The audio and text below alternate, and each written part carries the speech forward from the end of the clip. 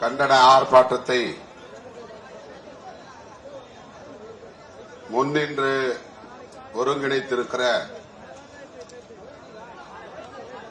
களப்பணி ஆற்றியிருக்கிற சைதை தொகுதி மாவட்ட செயலாளர் தம்பி ஜேக்கப் அவர்களை,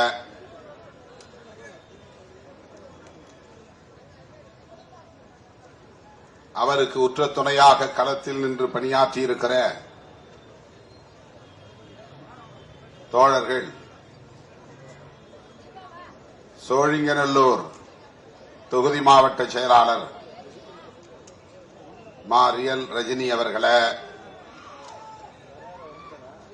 பாண்டுரங்கன் அவர்களை, கிண்டி மணி அவர்களை, மடுவை மகேஷ், பழ கார்த்திக், சைதை ஆ லியோ, சு ராணி, ஜே அருண், வீர சிட்டி பாபு, ஈகை மா ஜீவா, குங்ஃபு வரதா, மாலைக்கடை ரவி, கா செந்தில், கா செல்லா, பா அஜித், சி கே சந்துரு, சே கோபி, சூசைநாதன்,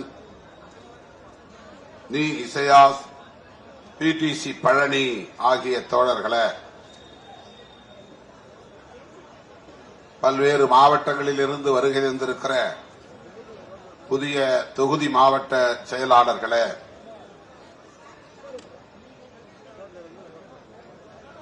வரவேற்று உரையாற்றி அமர்ந்திருக்கிற பொறியாளர் வல்லரசு அவர்களே, கிறிஸ்தவ சமூக நீதி பேரவை பொறுப்பாளர் போதகர் ஜோயல் அவர்களே, நம்மிடையே உரையாற்றி அமர்ந்திருக்கிற இசிஐ ரெவரண்ட் ஸ்டீபன் ஜெபா அவர்களே, லுத்தரன் சபையை சார்ந்த ரெவரண்ட் எஸ்பி ராஜ் அவர்களே,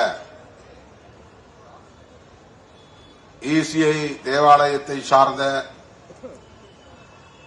reverend Selvin Durai, reverend Sabarirajan, reverend Arulraj, reverend Deva Arul, reverend Inbaraj, reverend Selvaraj, reverend Sathraj, ECI reverend Mathew, TLC reverend Ashok, ECI reverend Joel, ECI reverend Jothikumar ஆகிய தோழர்களே, பாஸ்டர் சாமிதுரை அவர்களே மற்றும் இங்கே உரையாற்றி அமர்ந்திருக்கிற கட்சியின் சட்டமன்ற உறுப்பினர்கள் தம்பி எஸ் பாலாஜி அவர்களே, தம்பி ஷானவாஸ் அவர்களே,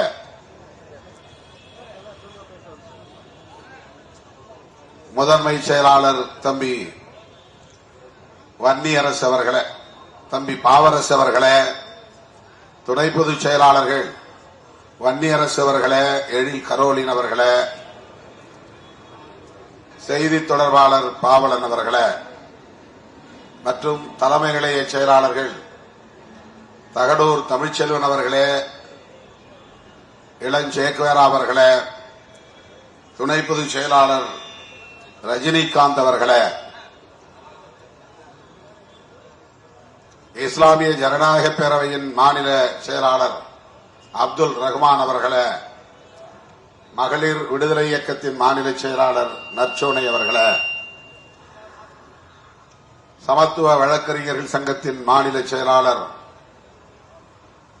வழக்குரைஞர் பார்வேந்தன் அவர்களே, சூக விடுதலை செழியன் அவர்களே, சங்க தமிழன் அவர்களே, ஆதிமொழி அவர்களே, யாழினி அவர்களே மற்றும் அப்துல் நாசர் அவர்களே, வி ஆர் ஜெயந்தி அவர்களே, இயக்கத்தின் முன்னோடிகளே, புதிதாக பொறுப்பேற்றிருக்கிற மாவட்ட பொறுப்பாளர்களே, எனது அழைப்பை ஏற்று வழக்கம் போல் ஓடோடி வந்திருக்கிற என் உயிரின் உயிரான விடுதலை சிறுத்தைகளே, உங்கள் அனைவருக்கும் என்னுடைய பணிவார்ந்த வணக்கத்தை தெரிவித்துக் கொள்கிறேன். பெயர்கள் விடுபட்டிருந்தால் பொறுத்திருட வேண்டும். தமிழினியன் இன்னும் ஏராளமான தோழர்கள் பொறுத்திருட வேண்டுகிறேன்.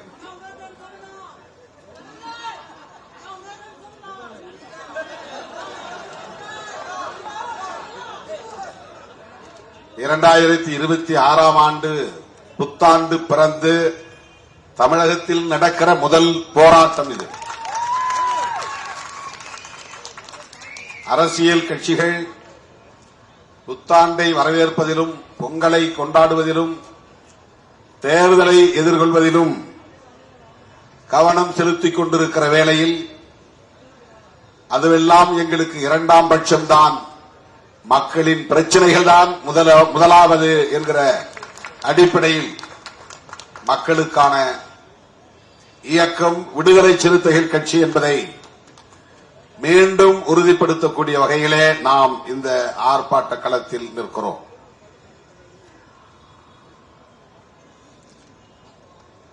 கிறிஸ்தவர்கள் மீது அண்மையிலே நடத்தப்பட்ட தாக்குதல் தேசிய அளவில் பெரும் விவாதத்தை எழுப்பியது. இது ஒன்றும் புதிதல்ல. 2014ஆம் ஆண்டு முதலாக பிஜேபி ஆட்சி பொறுப்பேற்ற அந்த ஆண்டிலிருந்தே கிறிஸ்தவர்கள் மீதான தாக்குதல்கள் சட்ட பாதுகாப்போடு அல்லது அரசுகளின் பாதுகாப்போடு திட்டமிட்டு அரங்கேற்றப்பட்டு வருகிறது. நாளுக்கு நாள் இந்த தாக்குதல்கள் அதிகரித்து வருகின்றன. மேலோட்டமாக பார்த்தால் இஸ்லாமியர்களுக்கு எதிரான வெறுப்பு அரசியலைத்தான் பாரதிய ஜனதா கட்சியும் RSS உள்ளிட்ட சங் பரிவார் அமைப்புகளும் மேற்கொண்டு வருகின்றன என்பதை போல் தோன்றும். ஆனால் அவர்கள் மிக கவனமாக கணக்கு போட்டு காய்களை நகர்த்துகிறார்கள். கிறிஸ்தவர்களுக்கு எதிரான வெறுப்பு அரசியலையும் ஆழமாக விதைத்து வருகிறார்கள். அவ்வப்போது அவர்களை குறிவைத்து தாக்குகிறார்கள், தேவாலயங்களை சூறையாடுகிறார்கள், பைபிளை கொளுத்துகிறார்கள்.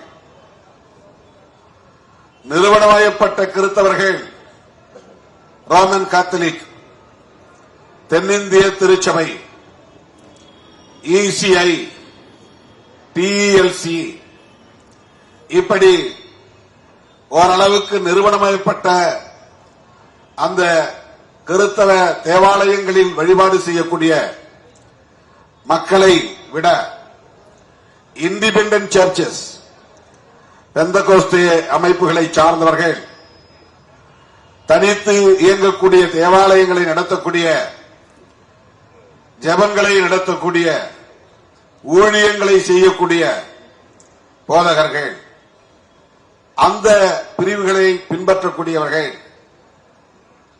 நீண்ட காலமாக குறிவைத்து தாக்கப்பட்டு வருகிறார்கள். இப்போது நிறுவனமயப்பட்டிருக்கிற, வலுவாக நாடு முழுவதும் இயங்கிக் கொண்டிருக்கிற RC ரோமன் கத்தோலிக், CSI போன்ற தேவாலயங்களையும் அந்த தேவாலயங்களில் வழிபாடு செய்யக்கூடிய கிறிஸ்தவ பெருங்குடி மக்களையும் தாக்குகிற அளவுக்கு அவர்களுடைய வெறுப்பு அரசியல் வலுப்பெற்றிருக்கிறது.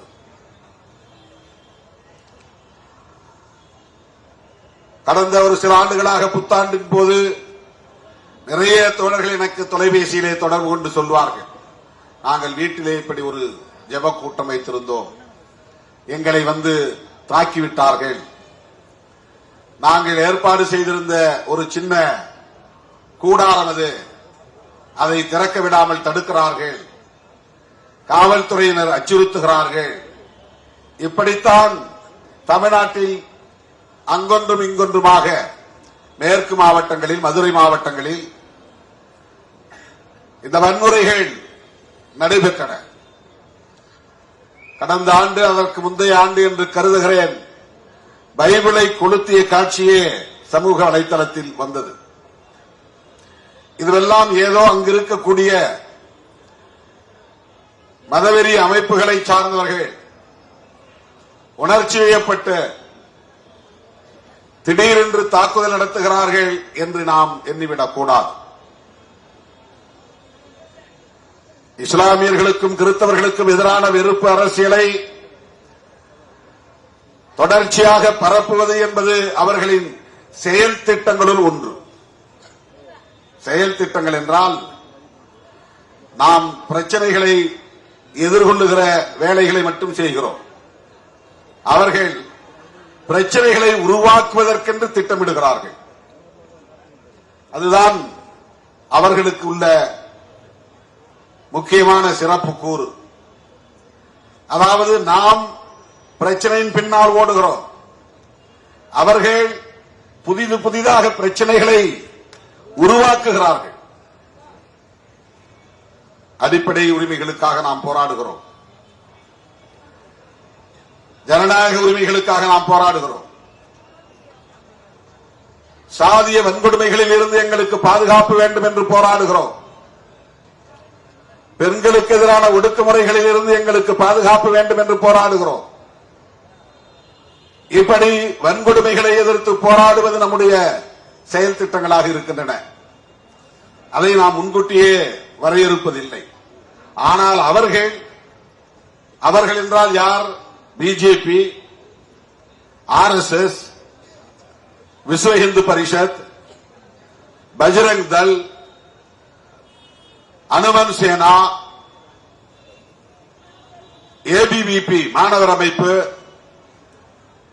இப்படி 30க்கும் மேற்பட்ட அமைப்புகள் இந்தியா முழுவதும் வெவ்வேறு அடையாளங்களோடு இயங்கிக் கொண்டிருக்கின்றன. அவர்கள் வெவ்வேறு முகமூடிகளை அணிந்தாலும் அவர்கள் முகம் ஒரே முகம்தான். வெவ்வேறு களத்தில் நின்று பேசினாலும் அவர்களின் கொள்கை ஒரே கொள்கைதான். வெவ்வேறு திசைகளில் பயணித்தாலும் அவர்களின் இலக்கு ஒன்றேதான். இதுதான் சங் பரிவார். பரிவார் என்றால் குடும்பம் என்று பொருள். சங் பரிவார் என்றால் சங்க பரிவாரம், அதாவது ஆர்எஸ்எஸ் குடும்ப அமைப்புகள். இந்த ஆர்எஸ்எஸ் குடும்ப அமைப்புகளுக்கு 25 ஆண்டுகளுக்கு பின்னர் இந்தியா எப்படி இருக்க வேண்டும் என்பது குறித்து கலந்தாய்வு செய்கிற, செயல் திட்டம் தீட்டுகிற, அந்த வேலைகளை பிறருக்கு ஒப்படைக்கிற அனைத்தும் உண்டு. நாம அடுத்த தேர்தலுக்கு என்ன பண்ண போறோம் இன்னும் பிளான் பண்ணல. நாம ஏப்ரல் மாசம் சட்டப்பேரவை பொது தேர்தல் வரப்போகிறது. நாம கிட்ட எந்த செயல் திட்டமும் இல்லை. ஆனால் பிஜேபிக்கும் ஆர்எஸ்எஸ்க்கும் விஸ்வ இந்து பரிஷத்துக்கும் அடுத்த மாதம் என்ன திட்டம் என்பது மட்டுமில்லை, அடுத்த நாள் என்ன வேலை என்பது மட்டுமில்லை, 5 ஆண்டுகளுக்கு பிறகு என்ன செய்ய வேண்டும், 5 ஆண்டுகளுக்குள் என்ன செய்து முடிக்க வேண்டும், 10 ஆண்டுகளுக்குள் என்ன செய்து முடிக்க வேண்டும், இந்தியாவை எப்படிப்பட்ட இந்தியாவாக மாற்றப் போகிறோம், நாம் நிறைவேற்றப் போகிற இந்த செயல் திட்டங்களுக்கு எதிரிகள் யார், தடைக்கற்களாக இருப்பவர்கள் யார் யார், என்ன செய்தால் இவர்களை எல்லாம் வீழ்த்த முடியும், எப்படி ஆட்சி அதிகாரத்தை தொடர்ந்து தக்க வைக்க முடியும், அந்த ஆட்சி அதிகாரத்தை வைத்து எப்படி நம்முடைய நோக்கங்களை நிறைவேற்ற முடியும், இந்துக்களை பெரும்பான்மையாக அணிதிரட்ட வேண்டும். இந்துக்களை அணிதிரட்ட வேண்டுமானால் இந்து மத உணர்வை வெகுவாக பரப்ப வேண்டும். இந்து மத உணர்வை பரப்ப வேண்டுமானால் சாதி பெருமைகளை போதிக்க வேண்டும். சாதி பெருமையும் மத உணர்வும் ஒன்றோடொன்று தொடர்புடையது. ஒருவன் சாதியை ஏற்றுக்கொள்கிறான் என்கிற போது, சாதி பெருமையை பேசுகிற போது அவனுக்கு அவன் சார்ந்த அந்த வாழ்க்கை முறையை, சாதிய வாழ்க்கை முறையை தந்திருக்கிற மதம் தொடர்பான உணர்வு மேலோங்கும். ஒருவன் தன்னை பறையன் என்று எண்ணி பெருமைப்படுகிறான் என்றால் அந்த சாதி எப்படி உருவானது, அது எந்த மதத்தை சார்ந்தது, அதற்கு என்ன பின்னணி புராணங்கள் இருக்கின்றன என்பதை தேடி அவன் செல்ல நேரும். அப்போது இவர்கள் ஆதரவாக நிற்பார்கள்.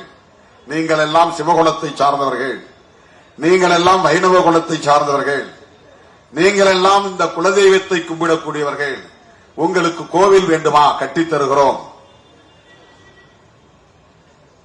உங்களுக்கு பண்டிகைகளுக்கு ஏதேனும் உதவிகள் தேவையா, செய்து தருகிறோம். ஏழை எளிய மக்களுக்கு வீட்டுமனை பட்டா வேண்டுமா, ஆட்சி எங்கள் கையில், பட்டா தருகிறோம். வீடு மனை வேண்டுமா, வீடுகள் கட்டித் தருகிறோம். இந்த செயல் திட்டங்கள் எல்லாம் ஒவ்வொரு அமைப்புக்கும் தரப்பட்டிருக்கிறது. விஸ்வ இந்து பரிஷத்திற்கு ஒரு செயல் திட்டம். ஏனென்றால் முதல் நோக்கம் இந்துக்களை இந்துக்களாக அணிதிரட்டி இந்தியாவில் இந்துக்கள் தானே பெரும்பான்மை என்கிற உணர்வை ஊட்டி அவர்களை ஒரு கட்சியின் குடையின் கீழ் கொண்டு வந்துவிட வேண்டும். பிஜேபி பேசுகிற பெரும்பான்மைவாத அரசியலை காங்கிரசால் மதவெறி அடிப்படையில் பேச முடியாது. பிஜேபி பேசுகிற மதவெறி அரசியலை கம்யூனிஸ்ட் கட்சிகளால் பேச முடியாது. பிஜேபி பேசுகிற மதவெறி அரசியலை திராவிட கட்சிகளால் பேச முடியாது.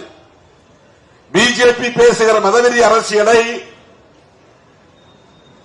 ஜெயபிரகாஷ் நாராயணன் தலைமையிலான சீடர்கள் பல்வேறு இயக்கங்களாக முலாயம் சிங் யாதவ், லல்லு பிரசாத் யாதவ், தேவே கவுடா, இப்படி பல சரத் யாதவ், இன்றைக்கு பீகாரிலே முதலமைச்சராக இருக்கிற நிதிஷ்குமார், இவர்கள் எல்லாம் ராம் மனோகர் லோகியா சோசலிஸ்ட் இயக்கத்தின் வெளிவந்தவர்கள். ஜெயபிரகாஷ் நாராயணனுடைய தலைமையில் பொது வாழ்க்கையில் தங்களை ஒப்படைத்துக் கொண்டவர்கள். அவர்கள் அனைவரும் சமூக நல்லிணக்கத்தை பேசக்கூடியவர்கள், சமூக நீதியை பேசக்கூடியவர்கள், சம தர்மத்தை பேசக்கூடியவர்கள், சகோதரத்துவத்தை பேசக்கூடியவர்கள். இஸ்லாமியர்களாக இருந்தாலும் அவர்கள் இந்த மண்ணின் பூர்வீக குடிகள் என்கிற நம்பிக்கை உள்ளவர்கள், அந்த அரவணைப்பு உள்ளவர்கள், அந்த மனிதநேயம் உள்ளவர்கள். அவர்கள் சுதந்திரம், சமத்துவம், சகோதரத்துவம் என்கிற புரட்சியாளர் அம்பேத்கரின் கோட்பாடுகளை ஏற்றுக்கொண்டவர்கள். அவர்களால் பிஜேபி பேசுகிற மதவெறி அரசியலை பேச முடியாது. இது அவர்களுக்கு மிகப்பெரிய வாய்ப்பாக அமைந்துவிட்டது. ஆகவே மதவெறியை தூண்டுவது எதற்காக என்றால் இந்துக்கள் அனைவரையும் பெரும்பான்மை மக்கள் என்று திரட்டுவதற்காக. இரண்டு வழிகளில் தான் அவர்களை திரட்ட முடியும். ஒன்று, நீ இந்து, நான் இந்து, இது ஒரு மதப்பற்று. அந்த உணர்வு இவனுக்கு பெரிய அளவிலே எடுபடவில்லை, டேக் ஆஃப் ஆகல. ஆகவே சாதி உணர்வை தூண்டுவது, நீ அவன் ஒன்னா, உன் ஜாதி வேற, அவன் ஜாதி வேற, நீ ஆண்ட பரம்பரை, நீ ஆண்ட பரம்பரை, சாதி உணர்வுகளை தூண்டிவிடுவது, ஆண்ட பரம்பரை என்று சொல்லுவது. அந்த சாதி உணர்வுகளை தூண்டுகிற போது அவனை அறியாமலேயே அவன் சார்ந்த மத கலாச்சாரங்களை, சடங்குகளை, சம்பிரதாயங்களை அவன் பின்பற்றியாக வேண்டும் என்கிற நிலைக்கு அவன் தள்ளப்படுகிறான். இது அவர்களின் அரசியல். ஏன் இவர்களை ஒன்றாக திரட்ட வேண்டும்? இதுதான் மிக முக்கியமானது. கிறிஸ்தவர்களின் வாக்குகள் அவர்களுக்கு தேவையில்லையா? தேவையில்லை என்று கராராக முடிவெடுத்து விட்டார். இஸ்லாமியர்களின் வாக்குகள் தேவையில்லையா? தேவையில்லை என்று கராராக முடிவெடுத்து விட்டார்கள். ஏனென்றால் என்னதான் நாம் முண்டியடித்து அவர்களின் வாக்குகளை பெற்றாலும் அந்த வாக்குகள் பெரிய அளவிலே நமக்கு வெற்றி பெறுவதற்கு பயன்படாது, தேவையில்லை. அதற்காக நம்முடைய கொள்கைகளை சமரசம் செய்து கொள்ளக்கூடாது. முஸ்லிம்களோடு, கிறிஸ்தவர்களோடு நாங்கள் நல்லிணக்கமாக இருக்கிறோம், சகோதரத்துவத்தை பேணுகிறோம், எங்களுக்கு உங்கள் ஓட்டு போடுங்கள் என்று கேட்டு அவர்களை இந்துக்களுக்கு எதிராக நிறுத்த முடியாது. ஏன் இந்துக்களுக்கு எதிராக நிறுத்த வேண்டும்? அப்போதுதான் இந்துக்களுக்கு இந்து என்கிற உணர்வு மேலும். அவன் முஸ்லீம், யாரையாவது ஒருத்தர் எதிரியா காட்டணும்ல.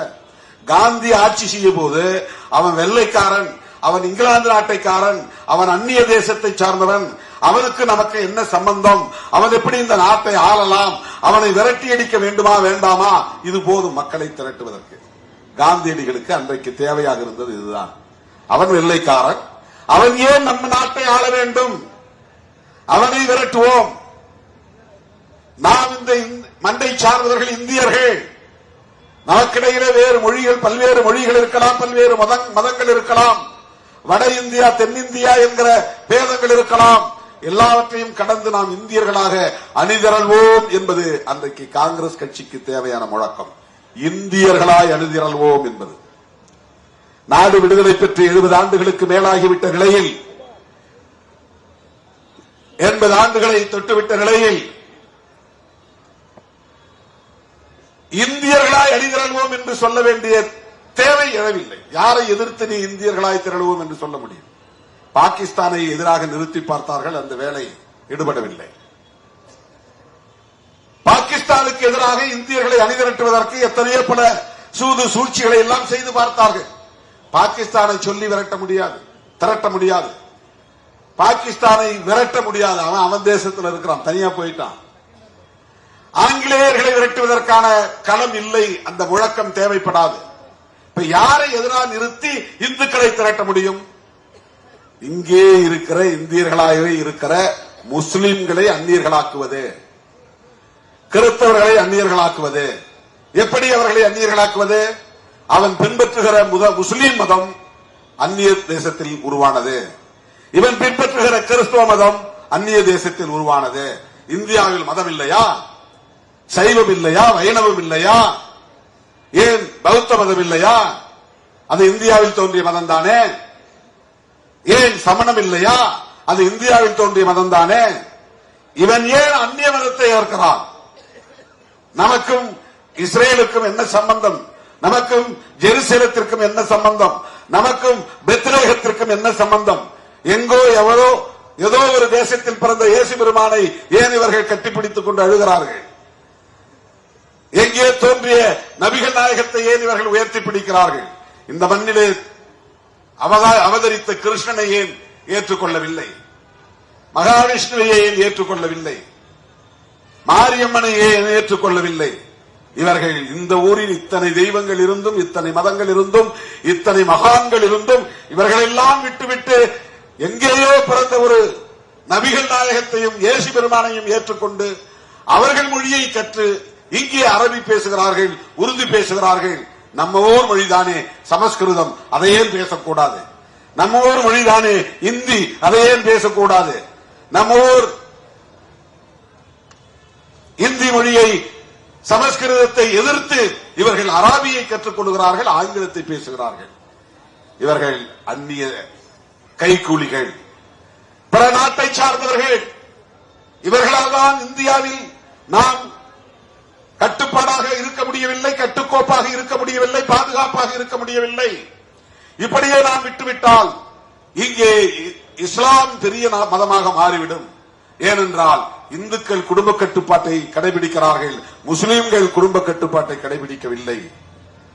இந்துக்கள் 2 பிள்ளைகளை பெற்றுக் கொள்கிறார்கள், முஸ்லிம்கள் 10, 14 என்று பெற்றுக் கொள்கிறார்கள். கிறிஸ்தவர்களிடத்திலும் குடும்ப கட்டுப்பாடு இல்லை. இவர்கள் சிறுபான்மை என்கிற பெயரால் அரசாங்கத்திடம் நிறைய சலுகைகளை பெறுகிறார்கள்.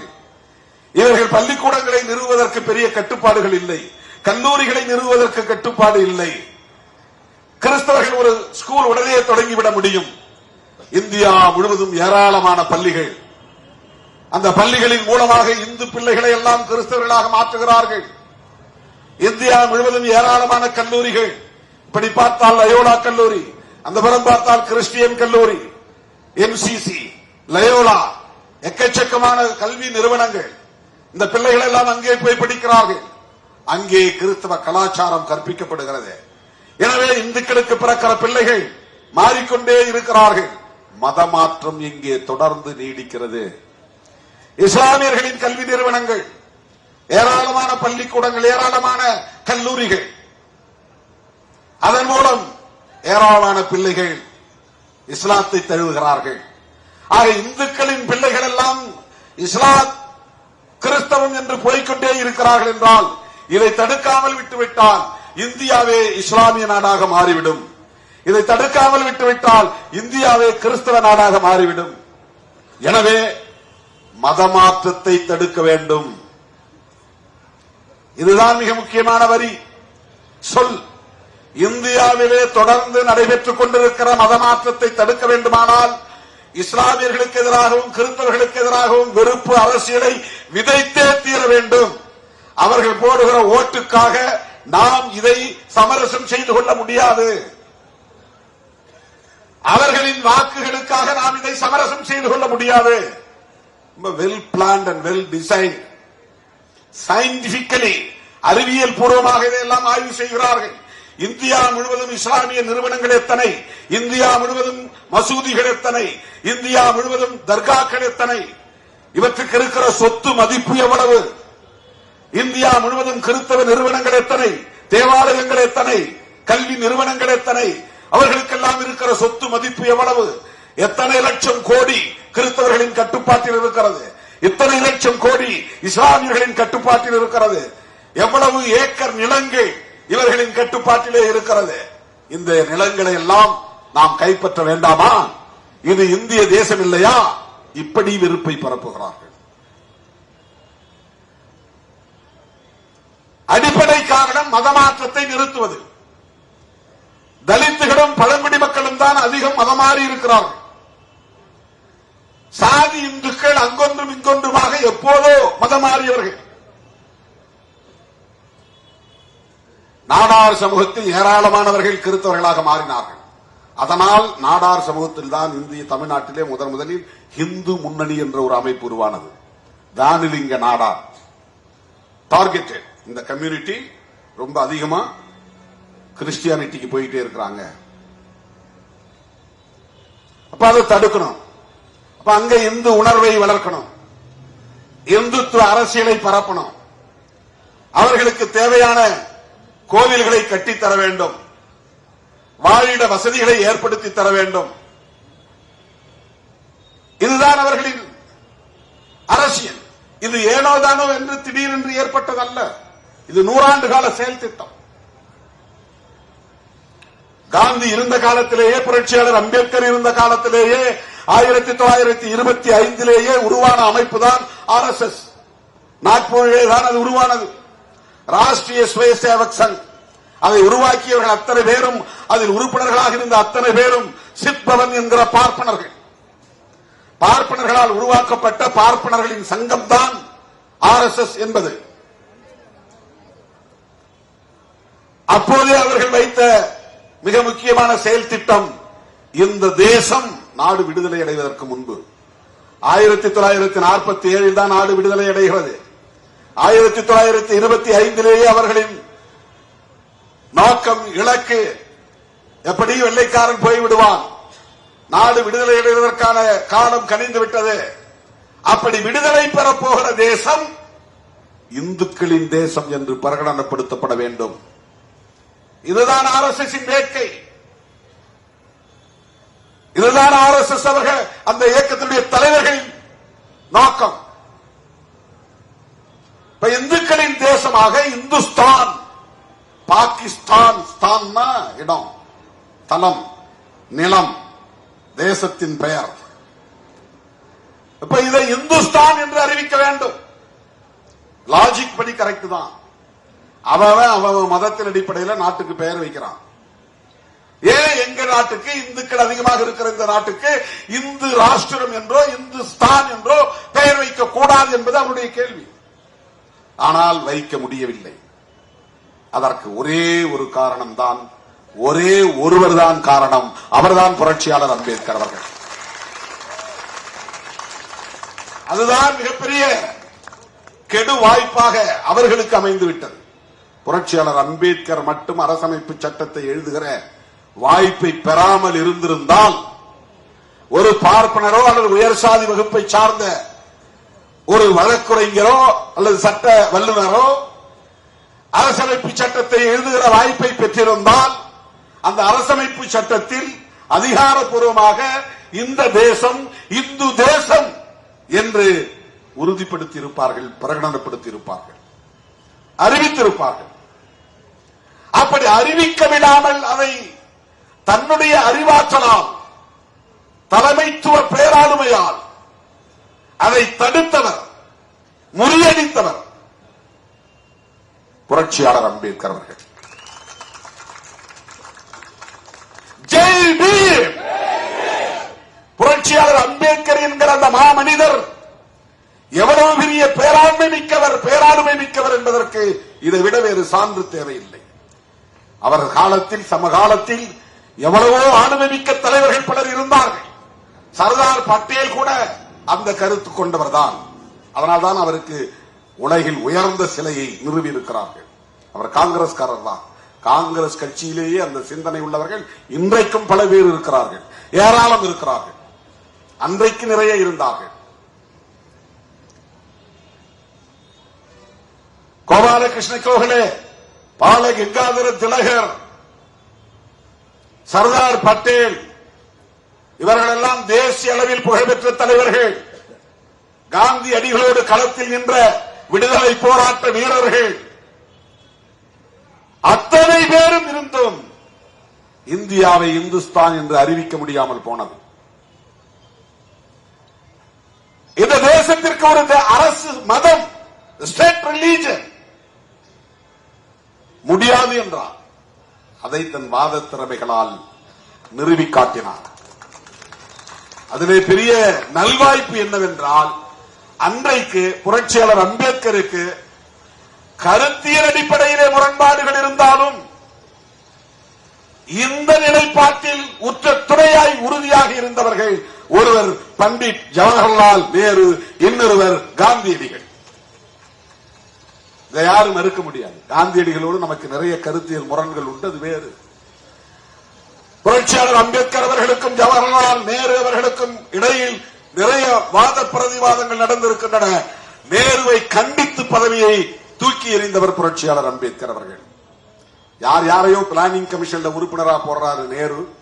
நான் ஒரு எக்கனாமிஸ்ட், நான் ஒரு பொருளாதார அறிஞர், உலகம் அறிந்த ஒரு பொருளாதார நிபுணர், என்னை திட்ட கமிஷன் என்கிற அந்த குழுவிலே உறுப்பினராக சேர்க்க அவருக்கு மனமில்லை. தகுதி இல்லாதவர்களை எல்லாம் பிளானிங் கமிஷன் மெம்பராக போடுகிறார், என்னை போடவில்லை. ஓபிசி மக்களுக்கு ஒரு ஆணையம் அமைக்க வேண்டும், அவர்களுக்கான இடஒதுக்கீட்டை உறுதிப்படுத்த வேண்டும் என்று தொடர்ந்து சொல்லி பார்த்தேன். அதை அவர் ஏற்கவில்லை. தி கோட் ஆஃப் இன்பு பில் என்கிற ஒரு மசோதாவை கொண்டு வந்து அதை விவாதத்திற்கு எடுத்துக்கொள்ள வேண்டும் என்று பல மாதங்களாக சொல்லி வருகிறேன். ஒவ்வொரு முறையும் நான் துண்டு சீட்டில் எழுதி தருகிற போதெல்லாம் வாங்கி தனது சிப்பா பையில் வைத்துக் கொள்வதோடு சரி, அதை விவாதத்திற்கே அவர் எடுத்துக் கொள்ளவில்லை. இப்படி பல குற்றச்சாட்டுகளை ஜவஹர்லால் நேரு மீது சுமத்திவிட்டு வெளியே வந்தவர், பதவியை தூக்கி எறிந்தவர் புரட்சியாளர் அம்பேத்கர் அவர்கள். ஆனால் அந்த நேரு புரட்சியாளர் அம்பேத்கரோடு ஒரு புள்ளியில் உடன்பட்டார்.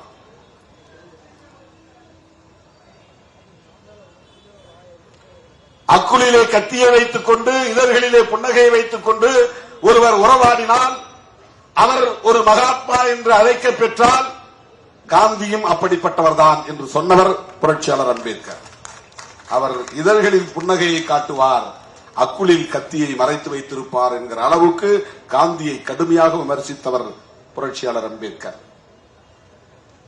ஒரு கட்டத்திலே இன்னும் கூடுதலாக போய் காந்தியின் குடில் மீது நாட்டு வெடிகுண்டை வீசவும் நான் தயாராக இருக்கிறேன் என்று சொன்னவர் புரட்சியாளர் அம்பேத்கர். காந்தியடிகளுக்கும் புரட்சியாளர் அம்பேத்கர் அவர்களுக்கும் அந்த அளவுக்கு ஐடியாலஜிக்கல் கான்ஃபிளிக்ட், கான்ட்ராடிக்ஷன், கருத்தியல் அடிப்படையிலான முரண்கள் கூர்மை பெற்றிருந்த காலம் அது. அப்படிப்பட்ட முரண்பாடு இருந்த நிலையிலும் புரட்சியாளர் அம்பேத்கர் அவர்களோடு காந்தியடிகள் ஒரு புள்ளியில் உடன்பட்டார் என்றால் செக்யூலரிசம் என்பதுதான். மதச்சார்பின்மை என்பதுதான். இந்த அரசுக்கு அரச மதம் இல்லை, வேண்டாம், கூடாது, ஏற்க முடியாது. புரட்சியாளர் அம்பேத்கர் சாதாரணமான ஒரு ஆளுமை அல்ல தோழர்களே, மிகப்பெரிய புரட்சியாளர். அரசமைப்பு சட்டத்தின் மூலம் இது மதசார்பற்ற அரசு, இந்த அரசுக்கு மதம் இல்லை, இதை உறுதிப்படுத்தி அதை அரங்கேற்றி அதை நடைமுறைக்கு கொண்டு வந்த ஒரு சூழலில் தான் அவர்கள் எதிர்பார்த்தபடி இந்த தேசத்திற்கு இந்து தேசம் என்று பெயர் சூட்ட முடியவில்லை. பிஜேபிக்கு வேற யாருமே எதிரி கிடையாது. கம்யூனிஸ்ட் கட்சியோ காங்கிரஸோ இதெல்லாம் அவங்களுக்கு பெரிய விஷயமே கிடையாது. அவனுக்கு பெரிய எதிரியே புரட்சியாளர் அம்பேத்கர் அவர்கள் தான். முதல் எதிரியே புரட்சியாளர் அம்பேத்கர் அவர்கள் தான். அவர் எழுதிய அரசமைப்பு சட்டம் தான். அதனால் இந்து ராஷ்டிரம் என்று அறிவிக்க முடியவில்லை. எனவே இந்துக்களை திரட்டி ஆட்சிக்கு வந்து ஆட்சியை தக்க வைத்துக் கொண்டு பெரும்பான்மை பலத்தோடு இந்த சட்டத்தை தூக்கி எறிகிறோம், புதிய அரசமைப்பு சட்டத்தை கொண்டு வருகிறோம் என்று சொல்லுவதற்கான காலத்தை நோக்கி அவர்கள் காத்திருக்கிறார்கள். இதுதான் RSS, விஸ்வ இந்து பரிஷத் உள்ளிட்ட சங் பரிவார் அமைப்புகளின் இறுதி இலக்கு.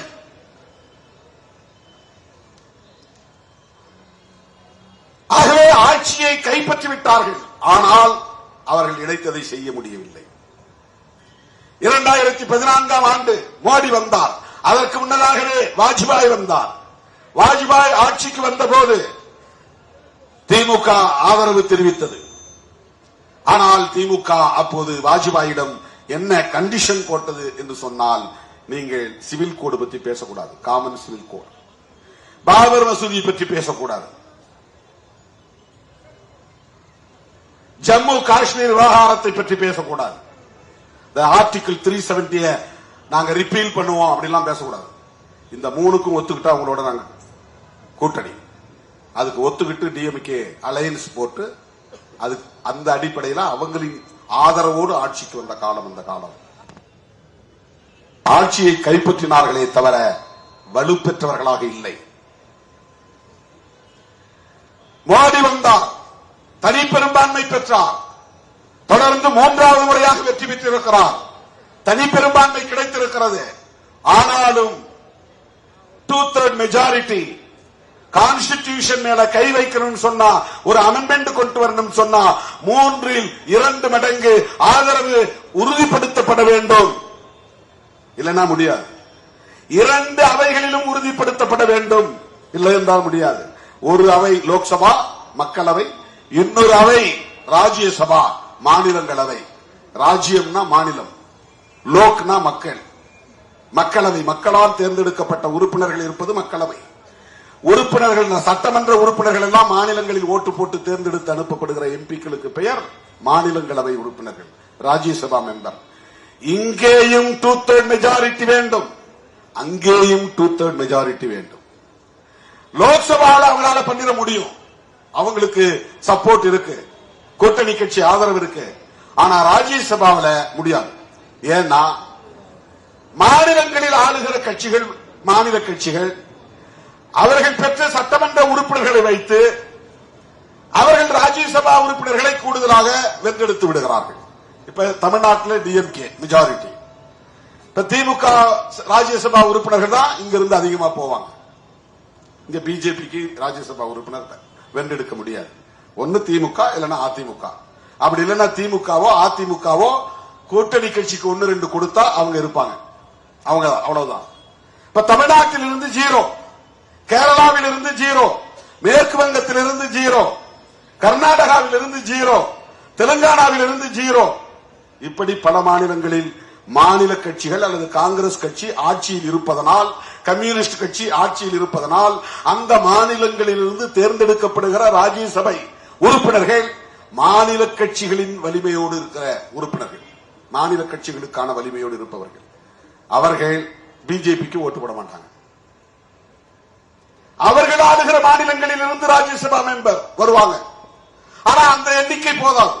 ஆனா ஒவ்வொரு முறையும் ஏமாற்றி தில்லு முள்ளு வேலை செய்து சில பேரை வரவிடாமல் தடுத்து, ஓட்டு போட விடாமல் தடுத்து, அல்லது வேறு வகையான சில மால் பிராக்டிஸ் செய்து ராஜ்யசபாவிலும் அவர்கள் அதை சாதிக்கிறார்கள்.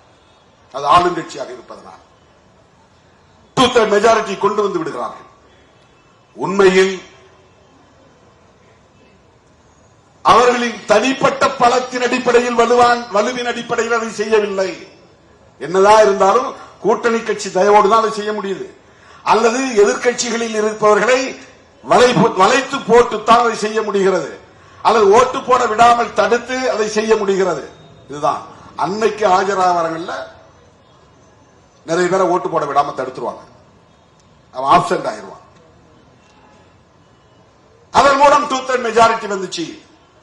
அதுவும் டிவிஷன் கேட்டாதான் எழுதிருச்சு. யாராவது ஒருத்த வாக்கெடுப்புக்கு அனுமதிக்க வேண்டும் டிவிஷன் அப்படின்னு டிவிஷன் கொடுத்தாங்க. டிவிஷன்னா வாக்கெடுப்பு நடத்துங்கன்னு அர்த்தம். இல்லன்னா குரல் வாக்கெடுப்பு. ஆம் என்போர் ஆம் என்க, இல்லை என்போர் இல்லை என்க. அது இந்தியில சொல்லுவாங்க. உடனே ரூலிங் பார்ட்டி மெஜாரிட்டியா இருக்கவங்க ஓன் கத்துவான், ஆம் கத்துவான். நாம என்ன கத்தினாலும் ஈடுபடாது. நாம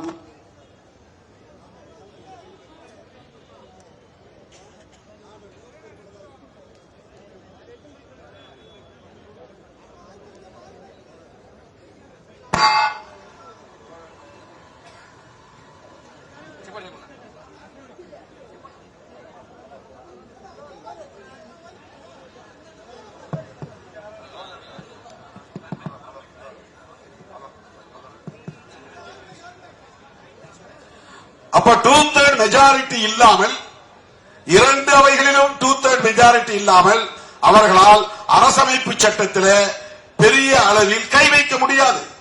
அதை தூக்கி எறிய முடியாது. அரசமைப்பு சட்டத்தை எப்படி பாதுகாக்க வேண்டும் என்பதிலும் புரட்சியாளர் அம்பேத்கர் இப்படிப்பட்ட வரையறைகளை உருவாக்கி வைத்திருக்கிறார். அது மட்டுமில்லாமல் உச்சநீதிமன்றமும் தீர்ப்பளித்து விட்டது. ஃபுல் பெஞ்ச்ல என்னன்னா, பேசிக் ஃபேக்டர் ஆஃப் தி கான்ஸ்டிடியூஷன், அடிப்படை கூறுகள். நீ எத்தனை முறை வேணாலும் அமெண்ட் பண்ணிக்கோ. கான்ஸ்டிடியூஷன் அமெண்ட் பண்ற அதிகாரம் லோக்சபாவுக்கு உண்டு, ராஜ்யசபாவுக்கு உண்டு. ஆனா அது சொல்லக்கூடிய அடிப்படை கூறுகள், அடிப்படை கூறுகள் என்ன? பிரியாம்பிள் இருக்கிற கோட்பாடுகள் அது பாதிக்கப்படக்கூடாது. அடிப்படை உரிமைகள் பாதிக்கப்படக்கூடாது. மதம் சார்ந்த உரிமைகள் பாதிக்கப்படக்கூடாது. அதில் நீ கை வைக்க முடியாது. Basic factors of the constitution should not be affected. அது பாதிக்கப்படக்கூடாது.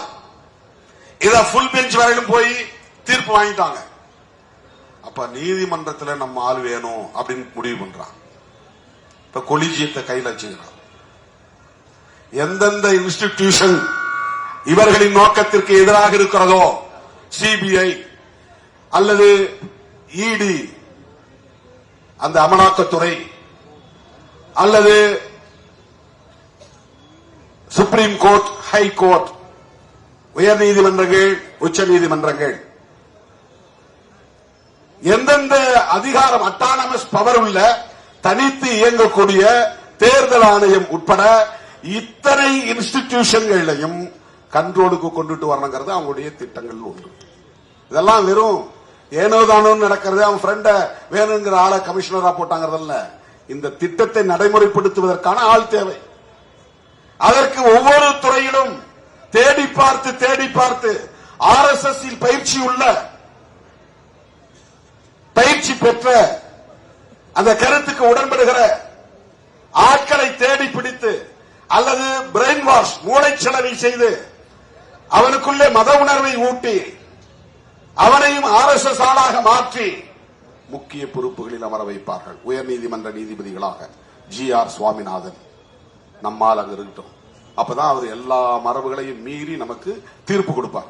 அவரே போய் திருப்பரங்குன்றத்தில் நின்று ஏற்கனவே ராம ஐயர் கொடுத்த தீர்ப்புலாம் சரியில்லை, நான் கொடுக்கிற தீர்ப்பு தான் சரி, நான் தீர்ப்பு கொடுத்துட்டு அதுக்கப்புறம் நீ அதுக்கு மேல அப்பீலுக்கு தான் போகணும். அதை மீறி ஒன்றும் செய்ய முடியாது. அப்போ இதை யார் முடிவு செய்கிறார்கள் என்றால் RSS ஹெட், சங் பரிவார்களின் தலைமை. உயர்நீதிமன்றங்களில் நமக்கான ஆட்களை வை, உச்ச நீதிமன்றங்களில் நமக்கான ஆட்களை வை, தேர்தல் ஆணையத்தில் நமக்கான ஆட்களை கொண்டு போய் உட்காரவை, நாம் விரும்புவது போல் தீர்ப்பு எழுதுவதற்கு ஆளை பிடி, அவருக்கு தீர்ப்பு கொடுத்த பிறகு ஒரு புதிய பொறுப்பை தருவோம், பேசி முடி. சுப்ரீம் கோர்ட் ரிட்டையர்டு, உடனே உனக்கு பெரிய போஸ்ட், கவர்னரா போ.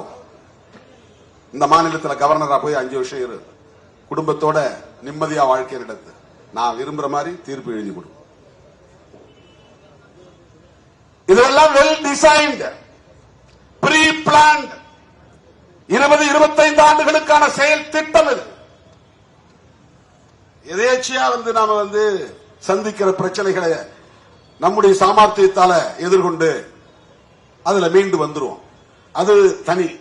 ஆனா அவர்கள் இதை செய்தால் என்ன எதிர்ப்பு வரும், யாரிடமிருந்து எதிர்ப்பு வரும், யார் யார் இதை எதிர்ப்பார்கள், எவை எவை தடைகளாக இருக்கும், அந்த தடைகளை எப்படி தகர்ப்பது, எதிரிகளை எப்படி வீழ்த்துவது, எதிர்ப்புகளை எப்படி முறியடிப்பது, இவற்றையெல்லாம் முன்கூட்டியே ஆராய்ந்து ஆய்வு செய்து கலந்துரையாடி எப்படி இதை எதிர்கொள்வது என்பது உட்பட திட்டங்களை வரையறுத்து வைத்திருக்கிறார்கள். இதற்காக அவர்கள் இந்தியா முழுவதும் 13,000க்கும் மேற்பட்டவர்களை முழு நேர பணியாளர்களாக வைத்திருக்கிறார்கள். RSS, விஸ்வ இந்து பரிஷத்து, பஜ்ரங் தளம், ஹனுமன் சேனா, இந்த மாதிரியான அமைப்புகளில் திருமணம் செய்து கொள்ளாமல், எந்த விளம்பரமும் தேடாமல், எந்த விதமான சொத்து சுகம் என்கிற நாட்டம் இல்லாமல் ஆட்களை தேர்வு செய்து பயிற்சி கொடுத்து எப்படி பௌத்த மாங்குகளை உருவாக்குகிறார்களோ, எப்படி கிறிஸ்தவ பாதிரியார்களை உருவாக்குகிறார்களோ, அப்படி RSS உள்ளிட்ட சங்பரிவார்களில் முழு நேர பணியாளர்களை உருவாக்குகிறார்கள். திருமாவளவன் தான் இதை பேசிட்டு கிடக்கிறான், அவனை போய் தனம் பாரு, பேசாத, அவன்கிட்ட போய் RSS கைட கொடு, அந்த புக் ஏதாவது ரிலீஸ் பண்ணா கொண்டு போய் கொடு, அவனுக்கு போய் பிளஸ் பண்ணிட்டு வா, அவன் குடும்பத்தில் ஏதாவது நடந்தா போய் விசாரிச்சுட்டு வா, அவன் அண்ணனா பழகு, தம்பியா பழகு, அவன் கூட இருக்கிறவங்களோட நட்பா பழகு, அவங்களுக்கு வேண்டிய உதவிகளை செய்ய. யூனியன் கவர்மெண்ட் மூலமா என்ன செய்ய முடியுமோ செஞ்சு கொடு, நீதித்துறை மூலமா என்ன செய்ய முடியுமோ செஞ்சு கொடு. அவன் மேல கேஸ் இருக்கா பாத்துக்கோ, வரவிடாம கேஸே வரவிடாம தள்ளி தள்ளி போடு, வந்தா அவனுக்கு சாதகமா ஒரு தீர்ப்பு கொடு. இப்படி ஒவ்வொரு தனி நபராக பொறுக்கி பொறுக்கி எடுக்கிறார்கள், தேடி தேடி எடுக்கிறார்கள். அரசியல் கட்சிகளில் ஊடுருவுகிறார்கள், அரசு துறைகளில் ஊடுருவுகிறார்கள், தன்னார்வ தொண்டு நிறுவனங்களில் ஊடுருவுகிறார்கள், ஆட்களை தேடி பிடிக்கிறார்கள். இதெல்லாம் எதற்காக? இந்து ராஷ்டிரத்தை டிக்ளேர் செய்வதற்காக. இவையெல்லாம் எதற்காக? இந்து பெரும்பான்மையை நிலைநாட்டுவதற்காக. இந்த வரிசையில் ஒரு உத்திதான் இஸ்லாமியர் வெறுப்பு, கிறிஸ்தவ வெறுப்பு. இஸ்லாமியரை வெறுப்பாக காட்டினால்தான் இந்துக்கள் உணர்வு வரும். கிறிஸ்தவர்களை எப்படி அவங்கள பண்ண முடியும்? எப்படி இஸ்லாமியரை எதிரியா நிறுத்த முடியும்? அவன் மதம் மாற்றம் செய்யறான், திருமாவளவன் அழைச்சு போய் மேடையில உட்கார வச்சு தொப்பிய போடுறான், அவங்க கூட இருக்கிறவங்க பூரா நல்லா நட்பாயிடுறாங்க, அதுல சில பேர் முஸ்லீமா மாறிடுறான், வா துபாய்க்கு அழைச்சிட்டு போறேன், சவுதிக்கு அழைச்சிட்டு போறேன்னு அழைச்சிட்டு போயிடுறாங்க. சரி, அங்க கிடந்து ஓடுறதை விட இப்படி போலான்னு போயிடுறான். கிறிஸ்தவர்கள் அவங்களை தேடி போய் பைபிள் எடுத்துட்டு அவங்க தலைமாட்டில் உட்கார்ந்துட்டு அவங்களுக்கு ஜெபம் பண்றாங்க. ஜெபம் என்ன சும்மாவா? எதுக்கு பண்றான்? அவங்களை கிறிஸ்தவர்களா மாத்துறதுக்கு பண்றான். எனக்கு எந்த கடவுளும் கை கொடுக்கல, இயேசு பெருமான் தான் என்னை ஏத்துக்கிட்டார் அப்படின்னு 10 நாள்ல அவன் மாறி போயிடுறான், 1 மாசத்துல மாறி போயிடுறான். அம்மா அம்மான்னு முத்து மாரியம்மனை கூப்பிட்டு இருந்த பெண்மணி அப்பா அப்பான்னு ஏசப்பாவை கூப்பிட ஆரம்பிச்சிடுறாங்க. இது ஆடு முழுவதும் நடக்கிறது. இப்படி மதமாற்றம் நிகழ்கிறது. மதமாற்றத்தை தடுக்க வேண்டும், இந்துக்களை பெரும்பான்மை அடிப்படையில் திரட்ட வேண்டும். 2 காரணம் இருக்கு இந்த வெறுப்பு அரசியலுக்கு. ஒன்னு, மதமாற்றத்தை தடுக்கிறது. பூந்து அடிச்சாதான் அவங்க இந்த வேலையை செய்ய மாட்டாங்க. அதுக்கு எத்தனையோ சான்றுகள் உட்கார்ந்து படிச்சுக்கிட்டு இருந்தேன். 2024 இந்தியாவில் நடந்த மொத்த தாக்குதல்கள் ஒவ்வொரு மாநிலத்திலும் ரொம்ப டாப் போஸ்ட்ல இருக்கிறது உத்தரப்பிரதேசம் தான். ஒரே ஆண்டுல 188 தாக்குதல்கள் நடந்திருக்கின்றன. தமிழ்நாடு 8வது இடத்துல இருக்கு, உத்தரப்பிரதேசம் முதலிடத்தில் இருக்கு. இது கிறிஸ்தவர்கள் மீதான தாக்குதல். பாபர் மசூதி அப்படித்தான் இடிக்கப்பட்டது. 400 ஆண்டு கால பழமை வாய்ந்த ஒரு புராதன சின்னம். அது ராமர் அங்க பிறந்தான்னு ஒரு கதையை கட்டி அதை இடிச்சிட்டு அங்க ராமர் கோயில் தான் கட்டுவோம் அப்படின்னு முதல்ல புறப்பட்டது அங்க இருக்கக்கூடிய அமைப்புகள் தான், விஸ்வ இந்து பரிஷத் போன்ற அமைப்புகள். அதற்கு பிறகு மற்ற எல்லா அமைப்புகளும் ஒன்னா சேர்ந்து கரசேவை திட்டம். தமிழ்நாட்டில் கரசேவைக்கு ஆதரவு தெரிவித்த முதல் கட்சி அதிமுக. ஜெயலலிதா அம்மையார் என்னதான் அவங்க சமூக நீதிக்காக குரல் கொடுத்திருந்தாலும், தமிழர்கள் மீது பற்றுக் கொண்டிருந்தாலும், அவர்களிடம் அந்த மத உணர்வு என்பது அல்லது சனாதன அரசியல் என்பது குருதியோடு கலந்ததாகத்தான் இருந்தது. கரசேவைக்கு ஆள் அனுப்பினார். வரலாற்றில் பதிவானது, யாரும் மறுக்க முடியாது. கரசேவைனா என்ன? கோயில் கட்டுறதுக்கு எல்லாம் செங்கல் தூக்கிட்டு வாங்க. எப்ப ஆரம்பிச்சது? பல பத்தாண்டுகளுக்கு முன்பு, 90களுக்கு முன்பு. அத்வானி ரத யாத்திரை நடத்துவதற்கு முன்னாடி கிட்டத்தட்ட அதுக்கே ஒரு 100 ஆண்டு கால வரலாறு இருக்கு. அந்த பாபர் மசூதியை இடிக்கணும் அப்படிங்கிற நோக்கம். அத ஒரு நாள் போராட்டம் நடத்தி விட்டுறல நம்மள மாதிரி. சில ஆண்டுகள் முயற்சி எடுத்து விட்டுவிடவில்லை. அதெல்லாம் முடியாது அப்படின்னு அவங்க கைவிடல. தொடர்ந்து தொடர்ந்து தொடர்ந்து அந்த பிரச்சனையை ஊதி ஊதி ஊதி பெருக்கி அத்வானி மண்டல் பரிந்துரைக்கு எதிராக ஓபிசி மக்களுக்கு, மாணவர்களுக்கு இடஒதுக்கீடு கொடுக்க கூடாது என்று எதிர்த்து நடத்திய அந்த ரத யாத்திரை தான் ரத்த யாத்திரையிலே போய் முடிந்து அந்த வேகத்தோடு பாபர் மசூதி இடிப்பும் அரங்கேறியது. பாபர் மசூதி இடிப்புக்கு பிறகு நமக்காக RSS இருக்கிறது, பிஜேபி இருக்கிறது, விஸ்வ இந்து பரிஷத் இருக்கிறது என்கிற நம்பிக்கையை இந்து மக்களிடத்தில் உருவாக்கினார்கள். சுப்ரீம் கோர்ட் விசாரித்தது. தீர்ப்பு என்ன சொன்னார்கள் என்றால், இங்கே ராமர் பிறந்தாரா? இல்லை, ஒத்துக்கிறாங்க. இங்க ராமர் கோவில் இருந்ததா? இல்லை, ஒத்துக்கொள்கிறார்கள். இந்த இடம் இந்துக்களுக்கு சொந்தமானதா? இல்லை, ஒத்துக்கொள்கிறார்கள். அப்புறம் எப்படி தீர்ப்பு? ராமருக்கு கோயில் கட்டணும், முஸ்லிம் வெளியே போ. இதுதான் தீர்ப்பு. இது என்ன நியாயம்? அவருடைய தீர்ப்பிலேயே இது சொல்லப்படுகிறது. இங்கே ராமர் கோவில் இருந்தது என்பதற்கான சான்றுகள் இல்லை. இங்கே தோன்றிய தொல்லியலாளர்கள் கொடுத்த ஆதாரங்களின் அடிப்படையில் பார்த்தால் கீழே கட்டிடம் இருந்தது, ஆனால் அது இந்து கோவில் என்பதற்கு ஆதாரம் இல்லை. கட்டிடம் இருந்துச்சு, தோண்டி பார்த்தா இந்த இடத்துல தோண்டா கூட ஏதாவது கட்டடம் இருக்கும் கீழே. இல்லைன்னா இங்க புத்தர் சிலை கிடந்தாலும் கிடக்கும். ஒரு 100 அடி அல்ல ஒரு 40 அடி 50 அடி தோண்டி பார்த்தா பல இடங்கள்ல, ஏன்னா இதெல்லாம் செங்கை காஞ்சிபுரம் எல்லாம் பௌத்த பூமியாக இருந்த பகுதி.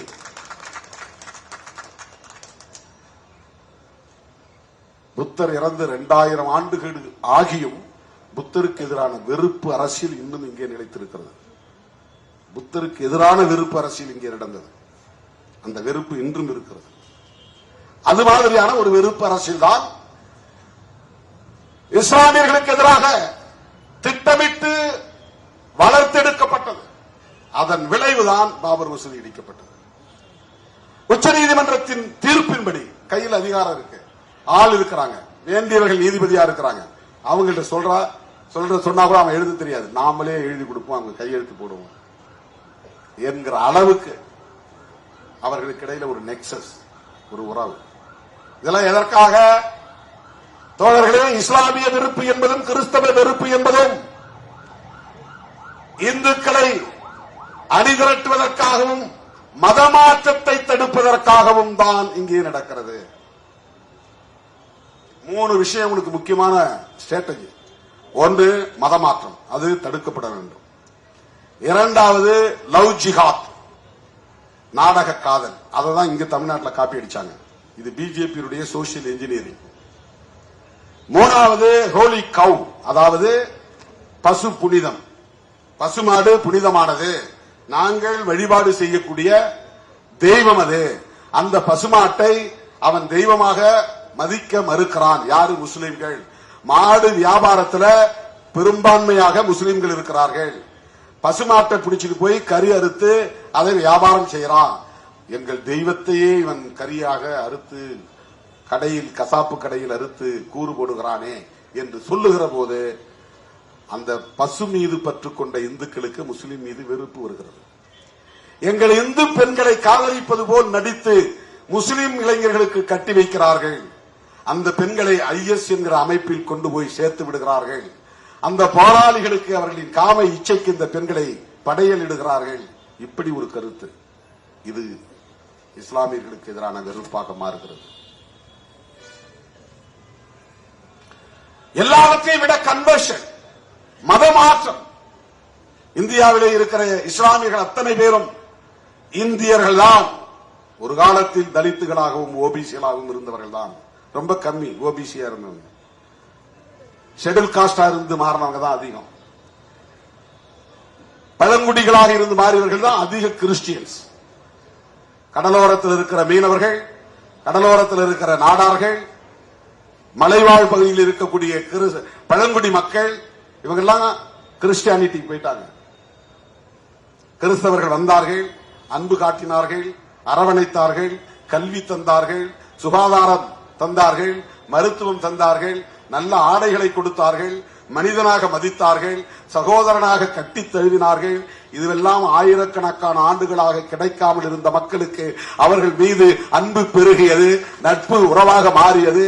ஆகவே அவர்கள் எங்களுக்கு இயேசு பெருமான் போதும், நபிகள் நாயகம் போதும், அல்லாஹ் ஒருவர் போதும் என்று அந்த மதங்களை ஏற்றுக்கொண்டார்கள். இது வழிபாட்டு சுதந்திரம். இந்திய அரசமைப்பு சட்டம் அந்த சுதந்திரத்தை தருகிறது. அதுதான் கான்ஸ்டிடியூஷன் மேல அவங்களுக்கு இருக்கிற பிரச்சனை.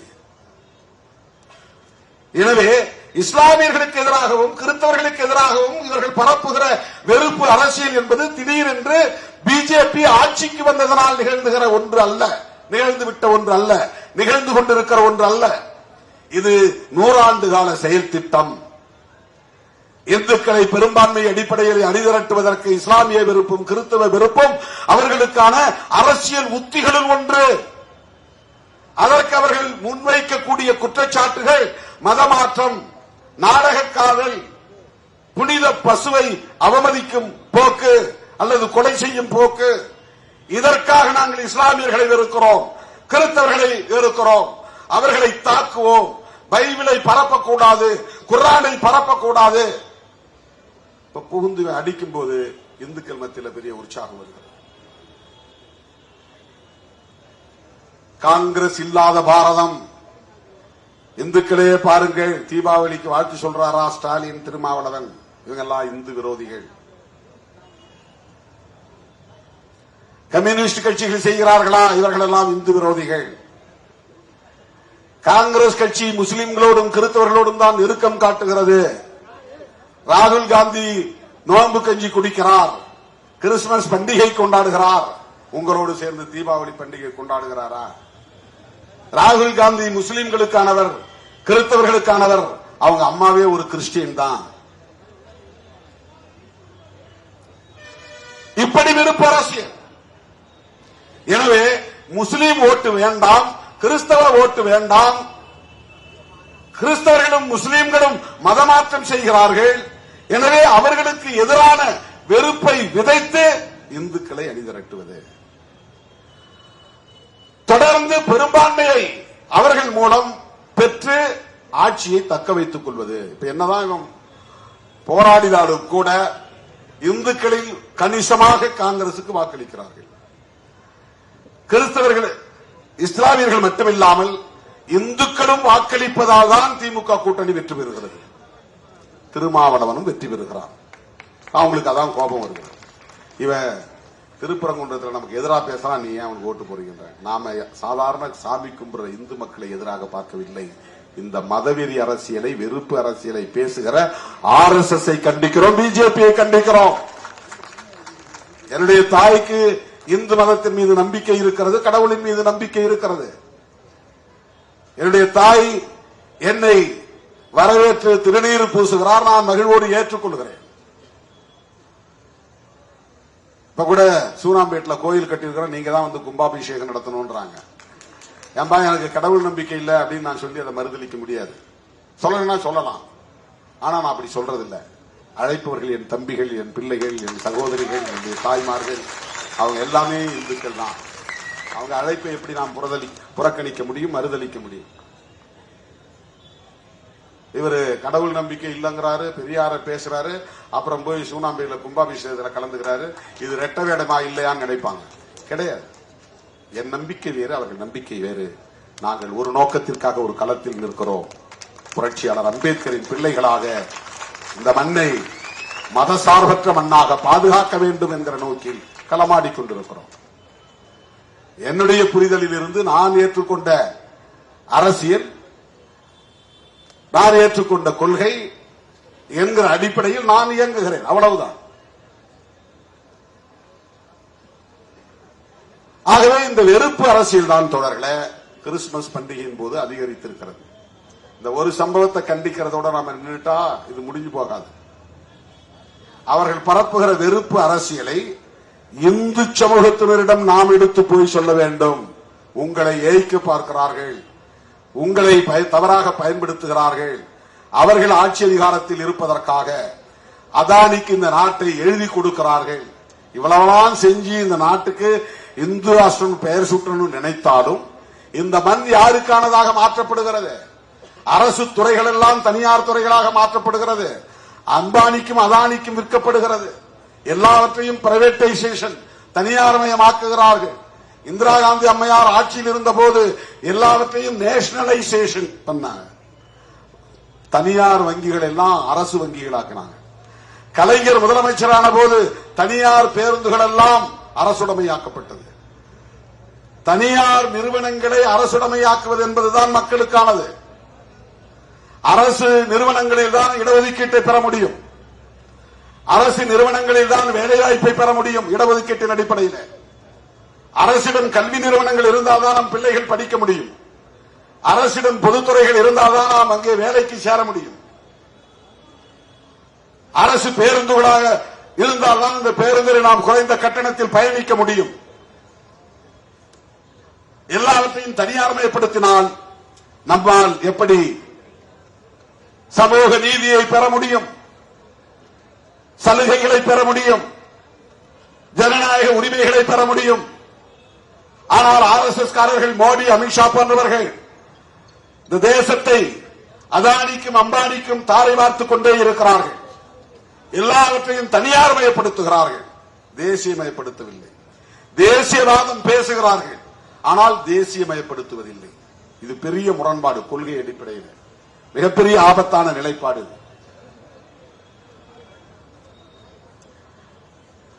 இந்த RSS கும்பலுக்கு மொழிவழி தேசியவாதம் ஒருபோதும் உடன்படாது. அதில் அவங்க உடன்பட மாட்டாங்க.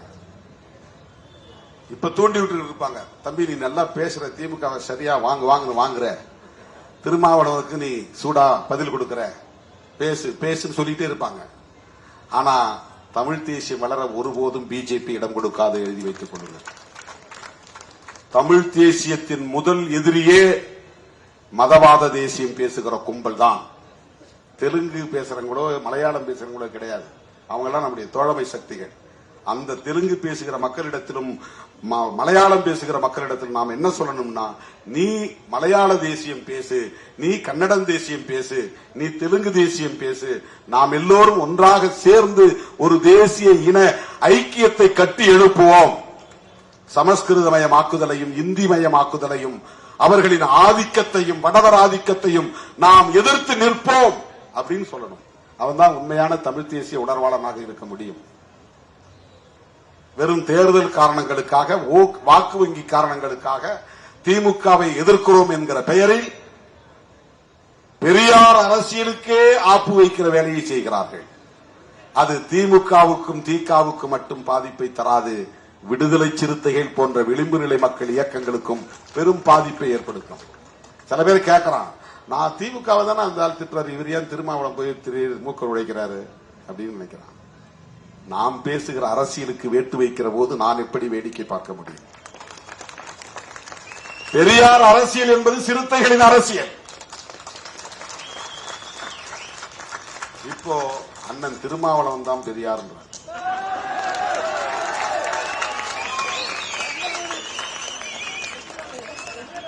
இது டிப்ளமசி. இதுக்கு பேர் தான் டிப்ளமசி. இப்படி பேசுன்னு சொல்லியிருப்பாங்க. அப்ப என்ன சொல்ல போறாரு திருமாவளவன்? அவர் கூட இருக்கவங்க எல்லாம் அப்படி ஆஃப் ஆயிருவாங்க. திருமாவளவனை நீங்கள் சராசரி நபராகவே எடை போடுகிறீர்கள். நான் அவருக்காக மட்டும் சொல்ல, எல்லாருக்காகவும் சொல்றேன், எல்லோருக்காகவும் சொல்லுகிறேன். நான் வழக்கமான சராசரியான நடைமுறைகளை பின்பற்றுகிற, ஆசைப்படுகிற ஒரு நபர் இல்லை. அத உங்களுக்கு நான் சொல்லணும், யாருக்கு சொல்லணும் இல்லை, உங்களுக்கு நான் சொல்லணும். நீங்க என்னை பின்பற்றக்கூடியவர்கள், என் தலைமையை ஏற்றுக்கொண்டிருப்பவர்கள்.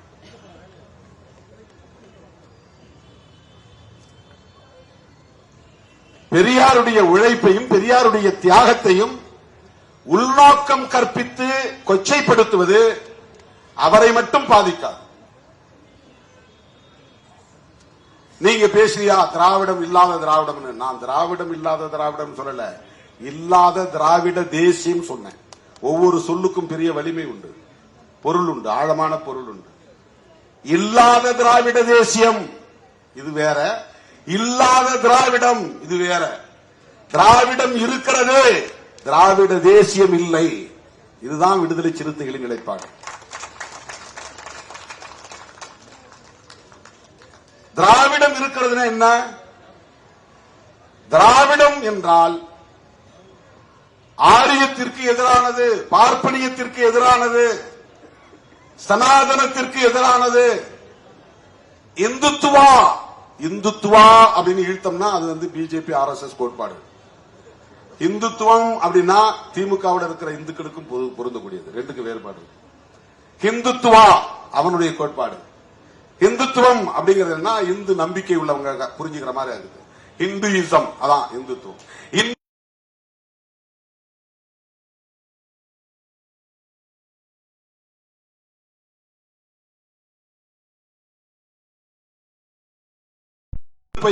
கிறிஸ்தவ வெறுப்பை விதைத்து மத கலவரத்தை தூண்டி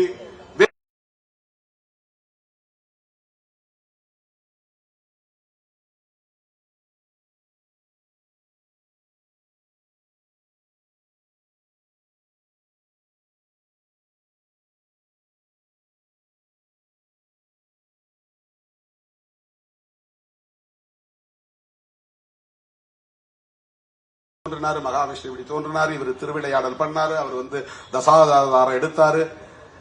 இதுவெல்லாம் புராண கதைகளாக இருந்தாலும் அது ஒரு நம்பிக்கை. அந்த நம்பிக்கை என்பது இந்துயிசம், அது வேறு. அதை நாம் விமர்சிக்கவில்லை. குலதெய்வங்களை கும்பிட்டாலும் அல்லது தமிழ் கடவுளை கும்பிட்டாலும் அல்லது பெருந்தெய்வங்களை கும்பிட்டாலும் அது இந்து மக்களின் நம்பிக்கை. அதை நாம் விமர்சிக்கவில்லை, அதை நாம் எதிர்க்கவில்லை. நம்முடைய எதிர்ப்பு பிஜேபி RSS முன்வைக்கிற இந்துத்துவா. நீங்க சொல்லும் போது எச்சரிக்கையா உச்சரிக்கணும். இந்துயிசம் என்பது வேறு, இந்துத்துவா என்பது வேறு. ஆக திராவிடம் என்பது இந்துத்துவாவிற்கு எதிரானது அல்லது சனாதனத்திற்கு எதிரானது அல்லது பார்ப்பனியத்திற்கு எதிரானது அல்லது ஆரியத்திற்கு எதிரானது.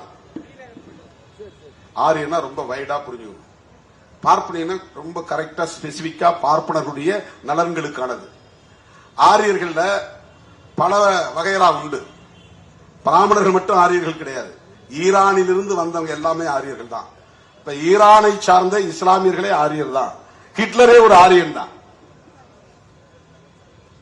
ஹிட்லரே ஒரு ஆரியன் தான். ஒரு பிராமணனா கிடையாது, பிராமணர் கிடையாது. பிராமணர் வேற, இந்தியாவில் இருக்கிறவங்க அவங்கள நாம பார்ப்பனர்கள் தமிழ்ல சொல்றோம். அவர்களும் ஆரியர்கள் தான். ஹிட்லரும் ஆரியர் தான். அதனாலதான் இங்க இருக்கிற RSS காரர்கள் ஜெர்மனிக்கு போய், ஐயா நீ நானும் ஒரே ரேஸ் தான், நானும் ஆரியன் ரேஸ், நீ ஆரியன் ரேஸ். ரேஸ்ங்கிறது வேற, எத்னிக்ங்கிறது வேற. ஆங்கிலத்தில் ரேஸ் அப்படின்னா திராவிடியன் ரேஸ், அது இருக்கு இந்தியாவுக்குள்ள. ஆரியன் ரேஸ் இந்தியாவுக்குள்ள இருக்கு. தமிழன ரேஸ் சொல்ல முடியுமா? ரேஸ் சொல்ல முடியாது. ரேஸ் அந்த ஓட்டத்துக்கு போறோம், அதே சொல்லுதான், அதே ஸ்பெல்லிங் தான். RACE race. அந்த இனம் அது ஒரு வகையான இனத்தின் பெயர். Mongolian race, Aryan race, Dravidian race. அந்த திராவிடியன் ரேஸ்க்குள்ள Tamil ethnic group, Malayalam ethnic group, Kannada ethnic group, இதெல்லாம் அந்த குழுக்கள். எத்னிசிட்டி இது மொழி வழி தேசியம், அது இன வழி தேசியம். ரெண்டுக்கு வேற. நாம சொல்றது திராவிடம்ங்கிற கருத்தியல் இருக்குன்னு சொல்றோம். எதுனா ஆரியத்தை எதிர்ப்பது, பார்ப்பனியத்தை எதிர்ப்பது, அது இன்னும் ரொம்ப நுட்பமா சொன்னா சனாதனத்தை எதிர்ப்பது. இதெல்லாம் ஒரு அரசியல் கட்சியின் செயல் திட்டமா மாறும்போது ஹிந்துத்துவா அப்படின்னு மாறிடுது. அந்த ஹிந்துத்துவா என்பது பிஜேபிக்கான செயல் திட்டம், அது இந்து மக்களின் செயல் திட்டம் கிடையாது. ஹிந்துத்துவா என்பது இந்து மக்களின் செயல் திட்டம் கிடையாது. இந்துத்துவா என்பது RSS செயல் திட்டம். வீர சாவர்கரை போற்றுவது, கோல்வாக்கரை ஏற்றுக்கொள்வது, நாத்துராம் கோட்சேவை தேசபக்தர் என்று சொல்லுவது, இஸ்லாமியர்களை வெறுப்பது, கிறிஸ்தவர்களை வெறுப்பது, சாதி வெறியை தூண்டுவது, மத உணர்வை வளர்ப்பது, இந்து பெரும்பான்மை வாதத்தை வலுப்படுத்துவது, இதெல்லாம் தான் இந்துத்துவா. இதுக்கும் சிவனை நம்புறதுக்கு என்ன சம்பந்தம் இருக்கு சொல்லுங்க? சிவன் மகா சிவன் அல்லது மகாவிஷ்ணு, இந்த கதையாடல்கள்லாம் தனி. இது ஹிந்துயிசம். பிஜேபி பேசுவது ஹிந்துயிசம் இல்லை. உங்க இந்துயிச உணர்வை அவங்க பொலிட்டிக்கலி எக்ஸ்பிளாய்டிங், அதை சுரண்டுகிறார்கள்.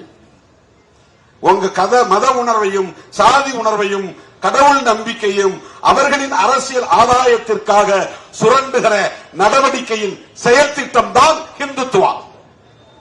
பிஜேபியை நாம் எதிர்க்கிறோம் என்பதற்கு காரணம் அவர்கள் இந்துக்கள் என்பதற்காக அல்ல, ஹிந்துத்துவாவை உயர்த்தி பிடிக்கிறவர்கள் என்பதற்காக.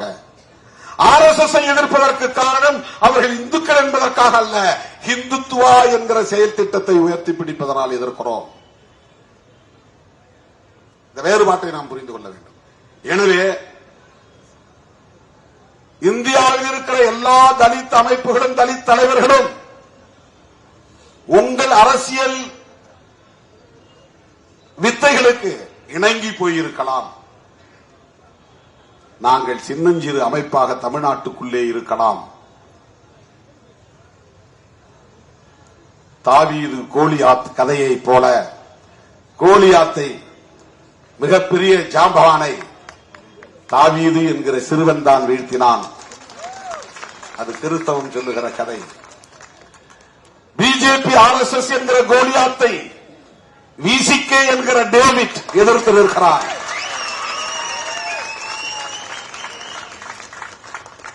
எங்களால் அவர்களை வீழ்த்த முடியுமா என்றால், கருத்தியல் வலிமை இருந்தால் எந்த பகையையும் வீழ்த்த முடியும். கருத்தியல் வலிமைதான், உடல் வலிமை தேவையில்லை. எண்ணிக்கை வலிமை கருத்தியல் வலிமையில் இருந்துதான் உருவாகும். RSS உருவான போது சில நபர்கள் தான் இருந்தார்கள். வளரும் போது சில 100 பேர் தான் இருந்தார்கள். எட்கேவார் போன்ற தலைவர்கள் உருவான போது இந்தியா முழுவதும் சில 1000 பேர் தான் இருந்தார்கள். இன்றைக்கு RSS அவர்களின் கருத்திலே அவர்கள் உறுதியாக இருந்ததால், வலிமையாக இருந்ததால் பிஜேபி என்கிற அரசியல் பிரிவை உருவாக்கி நாட்டையே கைப்பற்றி விட்டார்கள். டெல்லியிலே ஆட்சி நடத்துவது பிஜேபி அல்ல, RSS. ஆகவே தமிழ்நாட்டில் இருக்கிற எந்த கட்சியும் பின்வாங்கலாம், தயங்கலாம், தேங்கி நிற்கலாம், அச்சப்படலாம். விடுதலை சிறுத்தைகள் புரட்சியாளர் அம்பேத்கரை நெஞ்சிலே ஏந்தி, தந்தை பெரியாரை நெஞ்சிலே ஏந்தி களத்தில் நிற்போம். எங்களுக்கு இருக்கிற ஒரே வலிமை புரட்சியாளர் அம்பேத்கர் என்கிற பெயர் தான். எங்களுக்கு இருக்கிற ஒரே வலிமை அவருடைய கோட்பாடுதான். எந்த துணிச்சலில் பேசுகிறோம்? அம்பேத்கர் என்கிற பெயர் எங்களோடு இருக்கிறது என்கிற துணிச்சலில் பேசுகிறோம். அவருடைய கருத்துக்களை, கொள்கைகளை, கோட்பாடுகளை புரிந்து வைத்திருக்கிறோம். அதை ஒருபோதும் நாங்கள் விட்டுக் கொடுக்க மாட்டோம். அது நீர்த்து போக அனுமதிக்க மாட்டோம். அவர் வகுத்தளித்த அரசமைப்பு சட்டத்தை தூக்கி எறிவதற்கு இடம் தர மாட்டோம். இதை சாதிக்கிறதுக்கு எங்களுக்கு எங்க கொள்கையோடு ஒத்து போறக்கூடிய ஆட்களோட உறவு தேவைப்படுகிறது. அதனால் மதசார்பற்ற கூட்டணியில் விடுதலை சிறுத்தைகள் கட்சி இடம் பெற்றிருக்கிறது. நான் பிஜேபியோட இருந்தா இதெல்லாம் பேச முடியுமா? பிஜேபி கூட்டணியில் போய் இந்த மேடையில் நின்னா மோடியோடு நிற்கிறேன் அப்படிங்கிற மகிழ்ச்சி தான் இருக்கும். நான் ஒரு பிரதமர் பக்கத்தில் நின்னேன், அது கொஞ்ச நாள். அவரே சாசுவதம் இல்லை. நாட்டில் மக்கள் விழிப்புணர்வு பெறுகிற காலம் வரும், அவர்களையும் தூக்கி எறிகிற காலம் வரும். அது நிலையானதல்ல. ஆக தற்காலிகமாக பதவிக்காக, பரிசுக்காக, புகழுக்காக நாங்கள் ஒரு நிலைப்பாட்டை எங்களின் அடிப்படை கோட்பாடுகளில் இருந்து மாற்றி ஒருபோதும் எடுக்க மாட்டோம். இப்ப என்ன ஆகும்? உங்களால ஜெயிக்க முடியுமா? இப்ப 4 எம்எல்ஏ நாளைக்கு ஒண்ணும் இல்லாம போனா என்ன பண்றது? இதெல்லாம் நீ போடுற கணக்கு, நான் போடுற கணக்கு இல்ல. இது நீ போடுற கணக்கு. ஏன்னா உனக்கு அந்த பார்வைதான். 4 8 ஆக்கணும், அப்படியே சொகுசா இருக்கணும், அது உன்னுடைய கணக்கு. எனக்கு அந்த பார்வையே இல்லையே. இது இல்லாத போதே போராடியவர்கள் தானே விடுதலை சிறுத்தைகள். தமிழ்நாட்டு அரசியலே தாக்கத்தை ஏற்படுத்தியவர்கள் தானே விடுதலை சிறுத்தைகள். அந்த கணக்கு எங்களுக்கு தேவையில்லையே.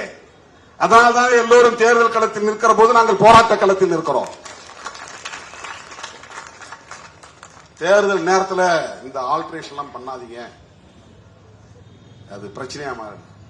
நான் தேர்தலை கணக்கு வச்சாதானே அது பிரச்சனையாகுங்கிறத பத்தி கவலைப்படுறது. நானு எங்க கட்சியை நான் முறைப்படுத்தணும், எல்லோருக்கும் நான் அதிகாரத்தை பகிர்ந்தளிக்கணும். 38 மாவட்டத்தில் 38 × 2 76 பேரை நான் மாவட்ட செயலாளர் அறிவிக்கிறதுக்கு பதிலா 234 பேர் கையில நான் அதிகாரத்தை கொடுக்கிறேன். இந்தியாவிலேயே எந்த அரசியல் கட்சியும் செய்ய துணியாததை திருமாவளவன் செய்து காட்டியிருக்கிறார். ஒரு சட்டமன்ற தொகுதிக்கு ஒரு மாவட்ட செயலாளர், தொகுதி மாவட்ட செயலாளர், பேரும் புதுசு. கிழக்கு மாவட்டம், மேற்கு மாவட்டம், தெற்கு மாவட்டம் சொல்லிட்டு இருந்த நிலை மாறி தொகுதி மாவட்ட செயலாளர். எந்த தொகுதி முன்னால போட்டுக்க. சைதாப்பேட்டை போட்டா சைதாப்பேட்டை தொகுதி மாவட்ட செயலாளர். ஒரு நியூ நாமன்கிளேச்சர், புதிய பெயர் சூட்டு முறை. 234 பேர் விண்ணப்பம் செஞ்ச 2340 பேர். எனக்கு தெரியும் மிச்சாலு பூரா என்ன திட்டுவான், சபிப்பான், சாபம் விடுவான், மன்னவாரி தூற்றுவான். என்னையா இந்த ஆளு? என் மேல கோபிக்க முடியாதவனா கூட இருக்கிறவன சொல்லுவாங்க, இந்த ஆளால் தான் இந்த பிரச்சனை. இந்த பாவரசு இருக்கிற வரலும் இந்த கட்சி உருப்படாது, இந்த சேக்குவாரா இருக்கிற வரலும் உருப்படாது, அந்த வன்னி அரசு பண்ற வேலைதான், ரவிக்குமார் பண்ற வேலைதான், சிந்தனை செல்வன் பண்ற வேலைதான். சத்தியமா சொல்றேன், யாருமே எதுவுமே சொல்லல. இந்த ஆளுக்கு போடுங்க, அந்த ஆளுக்கு போடுங்க, அந்த ஆளுக்கு போடுங்க. சில பேர் கொடுத்துருப்பாங்க, நான் வாங்கி வாங்கி பைக்குள்ள வச்சிருப்பேன். 1 2 பேர் அதை நான் பார்க்கவே கிடையாது. எல்லா விண்ணப்பத்தையும் ஒன்னொன்னா, ஒரு முறைக்கு 2 முறை, 2 முறைக்கு 4 முறை, 4 முறைக்கு 8 முறை திரும்ப திரும்ப திரும்ப திரும்ப அந்த முகத்தை பார்த்து மைண்டுக்குள்ள எல்லாத்தையும் உட்கார வச்சுக்கிட்டேன். இப்ப எல்லா முகத்தையும் எனக்கு தெரியும். நான் ஏனோ தானே இப்ப எனக்கு இதுல இவ்வளவு ரிஸ்க் எடுக்கணும் என்ன அவசியம்? கட்டி அமுங்கனை கட்டி மறுபடியும் இப்ப பெருத்துக்கு வச்சு எனக்கு 1 வருஷத்துக்குள்ள 6 முறை இந்த கண்ணு கட்டி வந்துருக்கு. ஆன்டிபயோட்டிக் 4 முறை எடுத்திருக்கிறேன். ஐ டிராப்ஸ் போட சொல்லி டாக்டர்ஸ் அட்வைஸ் பண்ணாங்க. ஐ ஆயின்மெண்ட் போட சொல்லி அட்வைஸ் பண்ணாங்க. அதை போறதுக்கு ஒரு தம்பி வருவாரு, அவரை விரட்டி விட்டுருவானு இங்க இருக்கிறவங்களாம். ஏன்னா புதுசா ஒருத்தன் உள்ள வரான், அவன் கூடவே ஒட்டிக்கிட்டான்னா அப்புறம் நாம கூட இருக்க முடியாது. இவ்வளவு பிரச்சனைகள்லாம் நான் எதிர்கொள்ள வேண்டியிருக்கேன். அவன் அப்செட் ஆகி போயிடுவான். அவனை நான் சமாதானப்படுத்தணும். இவங்களையே விட முடியாது. தூங்குறதும் இல்ல, 2 மணி நேரம் 3 மணி நேரம். எதுக்கு நான் இவ்வளவு ரிஸ்க் எடுக்கணும்? நீங்க எழுதி கொடுங்கப்பா, இந்த கொண்ட ஒரு மாவட்டம் கொடுக்குறேன், கொண்ட 10 மாவட்டம் 10 மாவட்டம் உங்களுக்கு தெரிஞ்சு அதை எழுதி கொடு, கையெழுத்து போட்டு நம்ம பாட்டு போயிட்டே இருக்கலாம் இல்லையா? என்ன குடிமொழிகிற போயிடுது? அப்படி இல்ல. இந்தியாவிலேயே எந்த கட்சியும் எந்த கட்சி தலைவரும் துணியாததை துணிந்து ஒரு முடிவெடுத்து இன்றைக்கு 234 தொகுதி மாவட்ட செயலாளர்களை அறிவித்திருக்கிறோம். அதுல நிறைய அதிருப்தி இருக்கு, வருத்தம் இருக்கு, வலி இருக்கு. அதை மாற்ற சொல்லி கேட்கறாங்க. ஒவ்வொரு முறையும் இந்த பிரச்சனை எனக்கு இருக்கு, பயங்கரமான பிரச்சனை. திடீர்னு ஒருத்தன் பெட்ரோல் கேனோட வரான், திடீர்னு ஒருத்தன் பாய்ச்சனோட வரான், திடீர்னு ஒருத்தன் கார் முன்னால விழறான், கார் கண்ணாடி ஒருத்தன் அடிக்கிறான். பதில் சொல்லிட்டு தான் போகணும். திடல் ஆபீஸ்ல இருந்து வெளியே வர ஒரு பெரிய கூட்டம் கூடிடுச்சு. ஆர்ப்பாட்டத்துக்கே என்னால வர முடியாதுங்கிற அளவு. எல்லோரையும் நான் எதிர்கொண்டு ஒவ்வொருவருக்கும் பொறுமையாக பதில் சொல்லி அமைதியா இருங்கள் என்று அவர்களை அரவணைத்து அனுசரித்து ஆறுதல் படுத்தி ஆற்றுப்படுத்தி நிற்கிறேன். ஏனென்றால் எனக்கு குறுக்கு வழியில கணக்கு போட்டு 10 18 ஆக்குறதுங்கிற கணக்கெல்லாம் எனக்கு தெரியாது. நான் அப்படிப்பட்ட அரசியல் பண்ணல. இங்க போலாமா அங்க போலாமான்னு சூறா காட்டி கடைசி நேரத்தில் பேரம் படிஞ்ச பிறகு அறிவிப்பு செய்யறது கிடையாது. நீ வேண்டாம், இன்ட்டு போட்டாச்சு, நீ வேண்டாம் இன்ட்டு போட்டாச்சு, இங்க கதவு சாத்துற, இங்க கதவு சாத்துற. புதுசா கட்சி தொடங்கி இருக்கிறாங்க, ஒரே ஜோரா இருக்கு அவங்க பின்னால, எதிர்காலம் அவங்களுக்கு தான் இருக்கு. அவங்க அரசியல் நாம பேசுற அரசியலுக்கு முரணா இருக்கு, அவங்க நோக்கம் நம்முடைய இலக்குக்கு எதிராக இருக்கு. சாத்து கதவை, வேண்டாம் வேண்டாம், திறந்தே வைக்க வேண்டாம். புதுசா திறந்த கடை கதவையே சாத்தியாச்சு. இதெல்லாம் முட்டாள்தனமா செய்யல, ஒரு நிலைப்பாட்டில் உறுதியாக இருந்து செய்கிறோம். இதனால் ஏற்படுகிற தேர்தல் பாதிப்புகள், நட்டங்களை நாங்கள் எதிர்கொள்வோம். அது எனக்கு பிரச்சனை கிடையாது. என்னுடைய கொள்கையை ஏற்று என்னோடு வருகிறவர்கள் என் உயிரின் உயிரான விடுதலை சிறுத்தைகளாய் என் இறுதி மூச்சு வரை இருப்பார்கள். போன முறை உங்களுக்கு வாய்ப்பு கொடுத்த, 2.5 வருஷம் நீங்க இருக்கிறது வாய்ப்பு கொடுத்த, இப்ப பறிச்சுட்டு உங்களுக்கு கோபம் வரும். அது பறிக்கல, உன்னை எலிவேட் பண்ற, வேற ஆளை உட்கார வைக்கணும். இது ஒரு மியூசிக்கல் சேர் மாதிரி தான். நீ எது தள்ளிக்கிட்டா இன்னொரு ஆளை உட்கார வைக்க போறோம். ஒரு செஸ் விளையாடுறோம், ஒரு காயை எடுத்து இந்த இடத்துல வைக்கிறோம், இன்னொரு காயை எடுத்து இந்த இடத்துல வைக்கிறோம். இதுக்கெல்லாம் பெரிய ரீசன் சொல்ல முடியாது. இது வெட்டுப்படாம இருக்கணும், அதனால எடுத்து வைக்கிறோம், அவ்வளவுதான். நான் ஜெயிக்கிறனோ இல்லையோ, ஜெயிக்கிறனோ இல்லையோ, ஒரு ரூமுக்குள்ள கிடக்கிற சேர் இப்படி மாத்தி மாத்தி போடுறேன், அவ்வளவுதான்.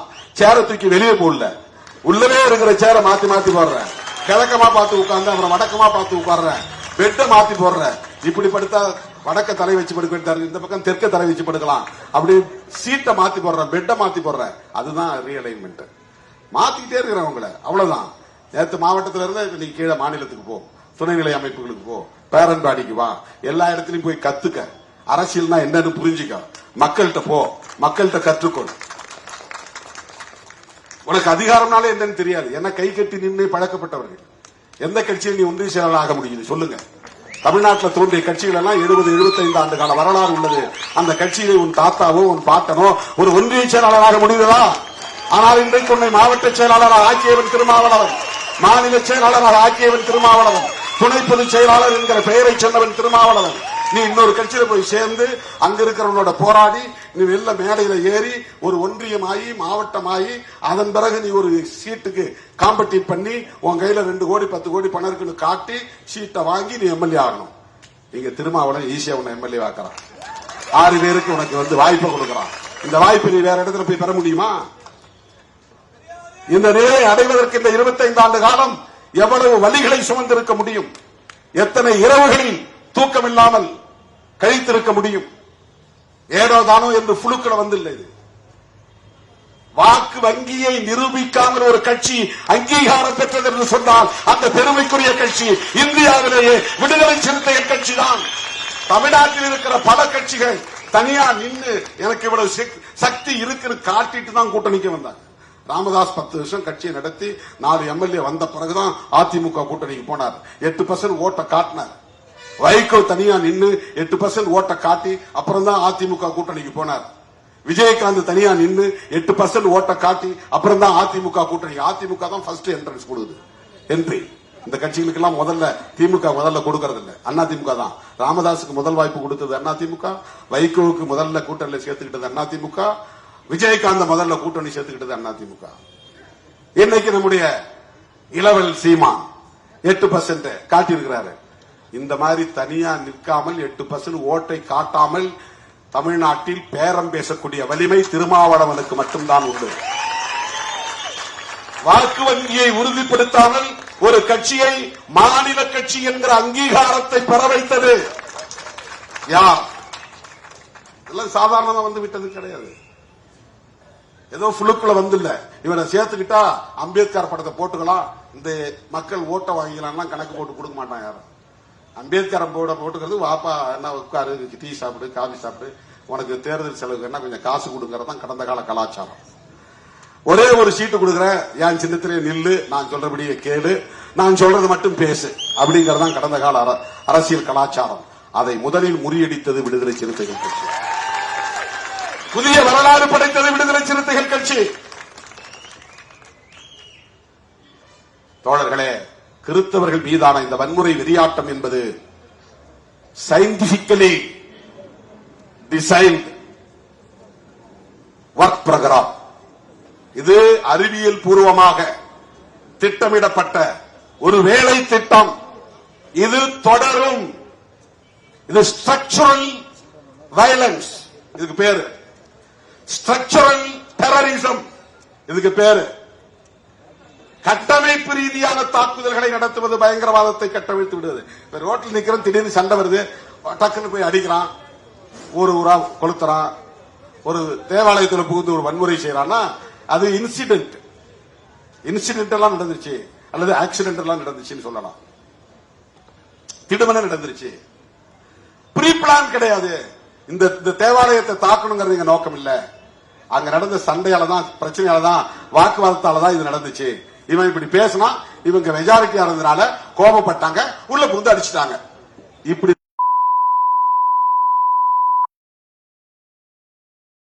தூண்டி விடுவது.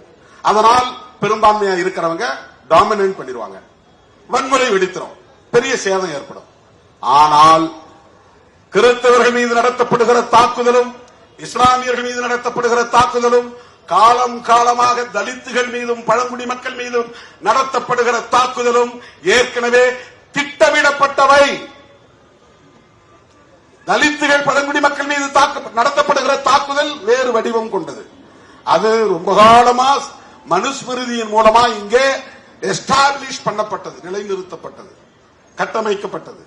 ஆனால் இன்றைக்கு திடுமன இந்த வண்டியின் மைந்தர்களாக இருக்கிற இஸ்லாமியர்கள் மீதும் கிறிஸ்தவர்கள் மீதும் தாக்குதல் நடத்துறாங்க. என்னன்னா, அங்க பிஜேபி ஆளக்கூடிய இடங்கள்ல ஆன்டி கன்வென்ஷன் லா கொண்டு வந்துட்டான். தமிழ்நாட்டில் வந்து முதல்ல எதிர்ப்பு குரல் கொடுத்தது விடுதலை சிறுத்தைகள் கட்சி. மதமாற்ற தடை சட்டத்தை எதிர்த்துதான் நான் தமிழ் பெயர் சூட்டுகிற நடவடிக்கையை எடுத்தேன். இது பல பேருக்கு தெரியாது. தமிழ் மேல கொண்ட பற்றுதலால் இதை செய்தங்கிற மாதிரி நினைப்பாங்க. இந்த மொழி உணர்வு, மொழி பற்று, அந்த அடிப்படையில் திருமாவளவன் தன் தந்தைக்கு ராமசாமி என்பதை மாற்றி தொல்காப்பியன் என்று பெயர் சூட்டிக் கொண்டார், பெயர் சூட்டிவிட்டார் அப்படின்னு.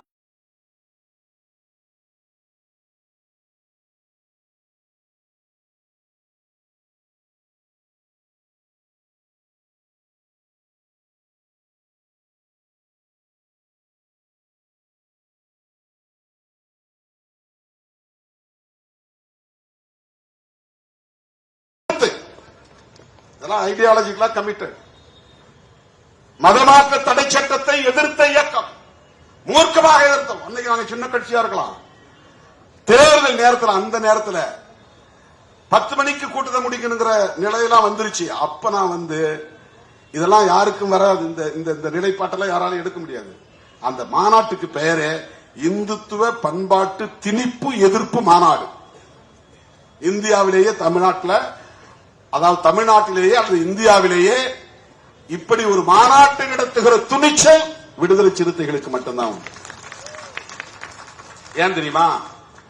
ஆடு கோழி பலியிட தடை சட்டம் கொண்டு வந்தாங்க அந்த அம்மா ஒரே நேரத்தில். மதமாற்ற தடை சட்டம், ஆடு கோழி பலியிட தடை சட்டம்.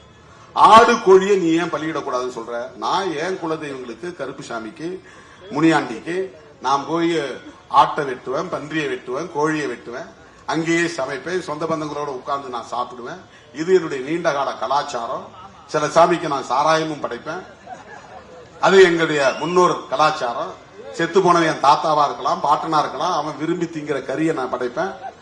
இது எனக்கான கலாச்சாரம். இதை நீ தடுப்பதன் மூலம் சாதிக்க விரும்புவது என்ன? நீ பெருந்தெய்வ வழிபாட்டை நோக்கி என்ன நகர்த்துற, சிறு தெய்வ வழிபாட்டிலிருந்து என்ன வெளியேற்றுற, குலதெய்வ வழிபாட்டிலிருந்து வெளியேற்றுகிறாய். என்னுடைய நாட்டுப்புற கலாச்சாரத்தை, பாரம்பரிய கலாச்சாரத்தை அழிக்க பார்க்கிறாய் என்று அன்றைக்கு அந்த அரசுக்கு எதிராக ஆடு கோழி பலியிட தடை சட்டத்தை எதிர்த்துதான் இந்துத்துவ பண்பாட்டு திணிப்பு எதிர்ப்பு மாநாட்டை நடத்தணும். இது எப்ப நடந்தது? 2004. எத்தனை வருஷத்துக்கு முன்னால? 21 வருஷத்துக்கு முன்னால. 21 வருஷத்துக்கு முன்னால திருமாவளவன் எப்படி இருந்தானோ இன்றைக்கு 2026 22 ஆண்டுகளுக்கு பிறகும் அதே கொள்கை உறுதிப்பாடு கொண்ட திருமாவளவனாகத்தான் இருக்கிறான் களத்தில். எந்த மாற்றமும் கிடையாது.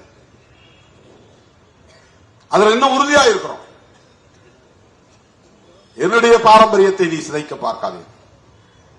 இப்ப தமிழ்நாட்டுக்குள்ளே இன்றைக்கு மதமாற்ற தடை சட்டம் இல்லை என்பதற்கு பல பேர் காரணமாக இருந்தாலும் திருமாவளவனும் காரணம், சிறுத்தைகளும் காரணம் என்பதை சிறுபான்மை மக்கள் புரிந்து கொள்ள வேண்டும். ஆனா பிஜேபி ஆளக்கூடிய மாநிலங்களில் மதமாற்ற தடை சட்டம் நடைமுறையில் இருக்கு. உத்தரப்பிரதேசத்தில் இருக்கு, ராஜஸ்தான்ல இருக்கு, சத்தீஸ்கர்ல இருக்கு, பல மாநிலங்கள்ல இருக்கு, கொண்டு வந்திருக்கிறாங்க. அந்த மாநிலங்கள் தான் ஹிந்தி பெல்ட். இப்ப அதை வந்து இந்துத்துவா பெல்ட்னு சொல்றாங்க. அங்க இந்த ஆன்டி கன்வென்ஷனல் லா கொண்டு வந்து ஒருத்தர் ஜெபம் பண்ணிட்டு இருந்தாருன்னா, இவர் மதமாற்ற முயற்சி செய்தாருன்னா அவரை தாக்குறது, அரெஸ்ட் பண்றது, உள்ள போடுறது. அந்த சட்டத்தை பயன்படுத்தி, அந்த சட்டம் இருக்கிறதுனால எந்த கிறிஸ்தவரா இருந்தாலும் எந்த முஸ்லீமா இருந்தாலும் அவர் மதம் மாற்ற முயற்சித்தார் அப்படின்னு ஒரு ஃபால்ஸ் கேஸ போட்டு அவரை தூக்கி உள்ள போட முடியும். அப்புறம் வெளியே வர முடியாது. நான் குற்றவாளி இல்லைன்னு அவர் நிரபராதின்னு ப்ரூவ் பண்ணிட்டு தான் அவர் வெளியே வர முடியும். இந்த நிலையை கொண்டு வந்திருப்பது இந்துத்துவா செயல் திட்டத்தின் விளைவு. பிஜேபி ஆட்சியில் இருப்பதனால் நிகழ்கிற ஒன்று. இவையெல்லாம் இந்தியா முழுவதும் பரவிவிடக் கூடாது, தமிழ்நாட்டிலும் பரவிவிடக் கூடாது என்கிற கவலைதான் நமக்கு மேலோங்கி இருக்கிறது. அதனால்தான் பெரியாரை இழித்து பழித்து பேசுகிறவர்களையும், திராவிட அரசியலில் எங்களுக்கு உடன்பாடு உண்டு என்று சொல்லிக் கொண்டே அந்த கும்பலின் செயல் திட்டத்தை நடைமுறைப்படுத்துவதற்காக புதிதாக களம் இறங்கி இருப்பவர்களையும் நாம் எதிர்க்கவும் விமர்சிக்கவும் கடமைப்பட்டிருக்கிறோம். அந்த களத்தில் அப்படி நிற்கிறோம். எனது அருமை தோழர்களே, சிறுபான்மை மக்களுக்கு எதிரான வெறுப்பு அரசியலை முறியடிக்க வேண்டும் என்கிற அடிப்படையில் நாம் களம் அமைக்க வேண்டும். அவ்வப்போது நடைபெறுகிற தாக்குதல்களை கண்டிக்கிற ஆர்ப்பாட்டங்களின் ஊடாக இவற்றையெல்லாம் தடுக்க முடியாது. பெரும்பான்மை இந்து மக்களை சகோதரத்துவத்தோடு நாம் அரவணைக்க வேண்டும். அப்பாவி இந்து வாக்காளர்களோடு இருக்கிற நல்லிணக்கத்தை நாம் பேணி பாதுகாக்க வேண்டும். RSS உள்ளிட்ட சங் பரிவார்களின் அரசியலை, ஆபத்தான அரசியலை, மதவெறி அரசியலை, சனாதன அரசியலை நாம் அம்பலப்படுத்த வேண்டும். இவற்றோடு சேர்ந்ததுதான் சிறுபான்மை மக்களின் பாதுகாப்பும் என்பதை சொல்லி இந்த கும்பலின் மதவெறி ஆட்டத்தை வன்மையாக கண்டித்து இஸ்லாமியர்களுக்கும் கிறிஸ்தவர்களுக்கும் என்றைக்கும் நாங்கள் உற்ற துணையாக இருப்போம், பாதுகாப்பு அரணாக இருப்போம் என்பதை சொல்லி முடிக்கிறேன். தேடி வந்த உங்கள் அனைவருக்கும், ஓடி வந்த என் உயிரின் உயிரான விடுதலை சிறுத்தைகளுக்கும் என்னுடைய நன்றியை தெரிவித்துக் கொள்கிறேன். உங்கள் விருப்பம் நிறைவேறாமல் இருந்தாலும் அதை பொறுத்துக் கொண்டு, இது நிரந்தரமானதல்ல. ஓடுகிற ஓட்டத்தில் 2 ஆண்டுகள் 3 ஆண்டுகள் உருண்டோடிவிடும். 6 மாதத்தில் 94 மாவட்டங்களுக்கு தேர்தல் நடக்கப் போகிறது. இனிமேல் நீங்கள் விரும்புகிறவர்கள் தான் மாவட்ட செயலாளர்கள். வேறு யார் விரும்புகிறவர்கள் மாவட்ட செயலாளராக வர முடியாது. நீங்கள் ஓட்டு போட்டுத்தான் மாவட்ட செயலாளர்களை தேர்ந்தெடுக்க போகிறோம் என்பதை அறிவிப்பாக செய்து இந்த களத்தில் பணியாற்றிய சைதை ஜேக்கப், தா இளையா, படி என்கிற கரிகால் வளவன், பா வேலுமணி, சேத்துப்பட்டு இளங்கோ, தேவ ஞான முதல்வன், து அப்பூன், சி சவுந்தர், நா உஷாராணி, சா இளங்கோவன் ஆகிய மாவட்ட செயலாளர்களுக்கும் என்னுடைய நன்றியை தெரிவித்து முடிக்கிறேன். நன்றி, வணக்கம்.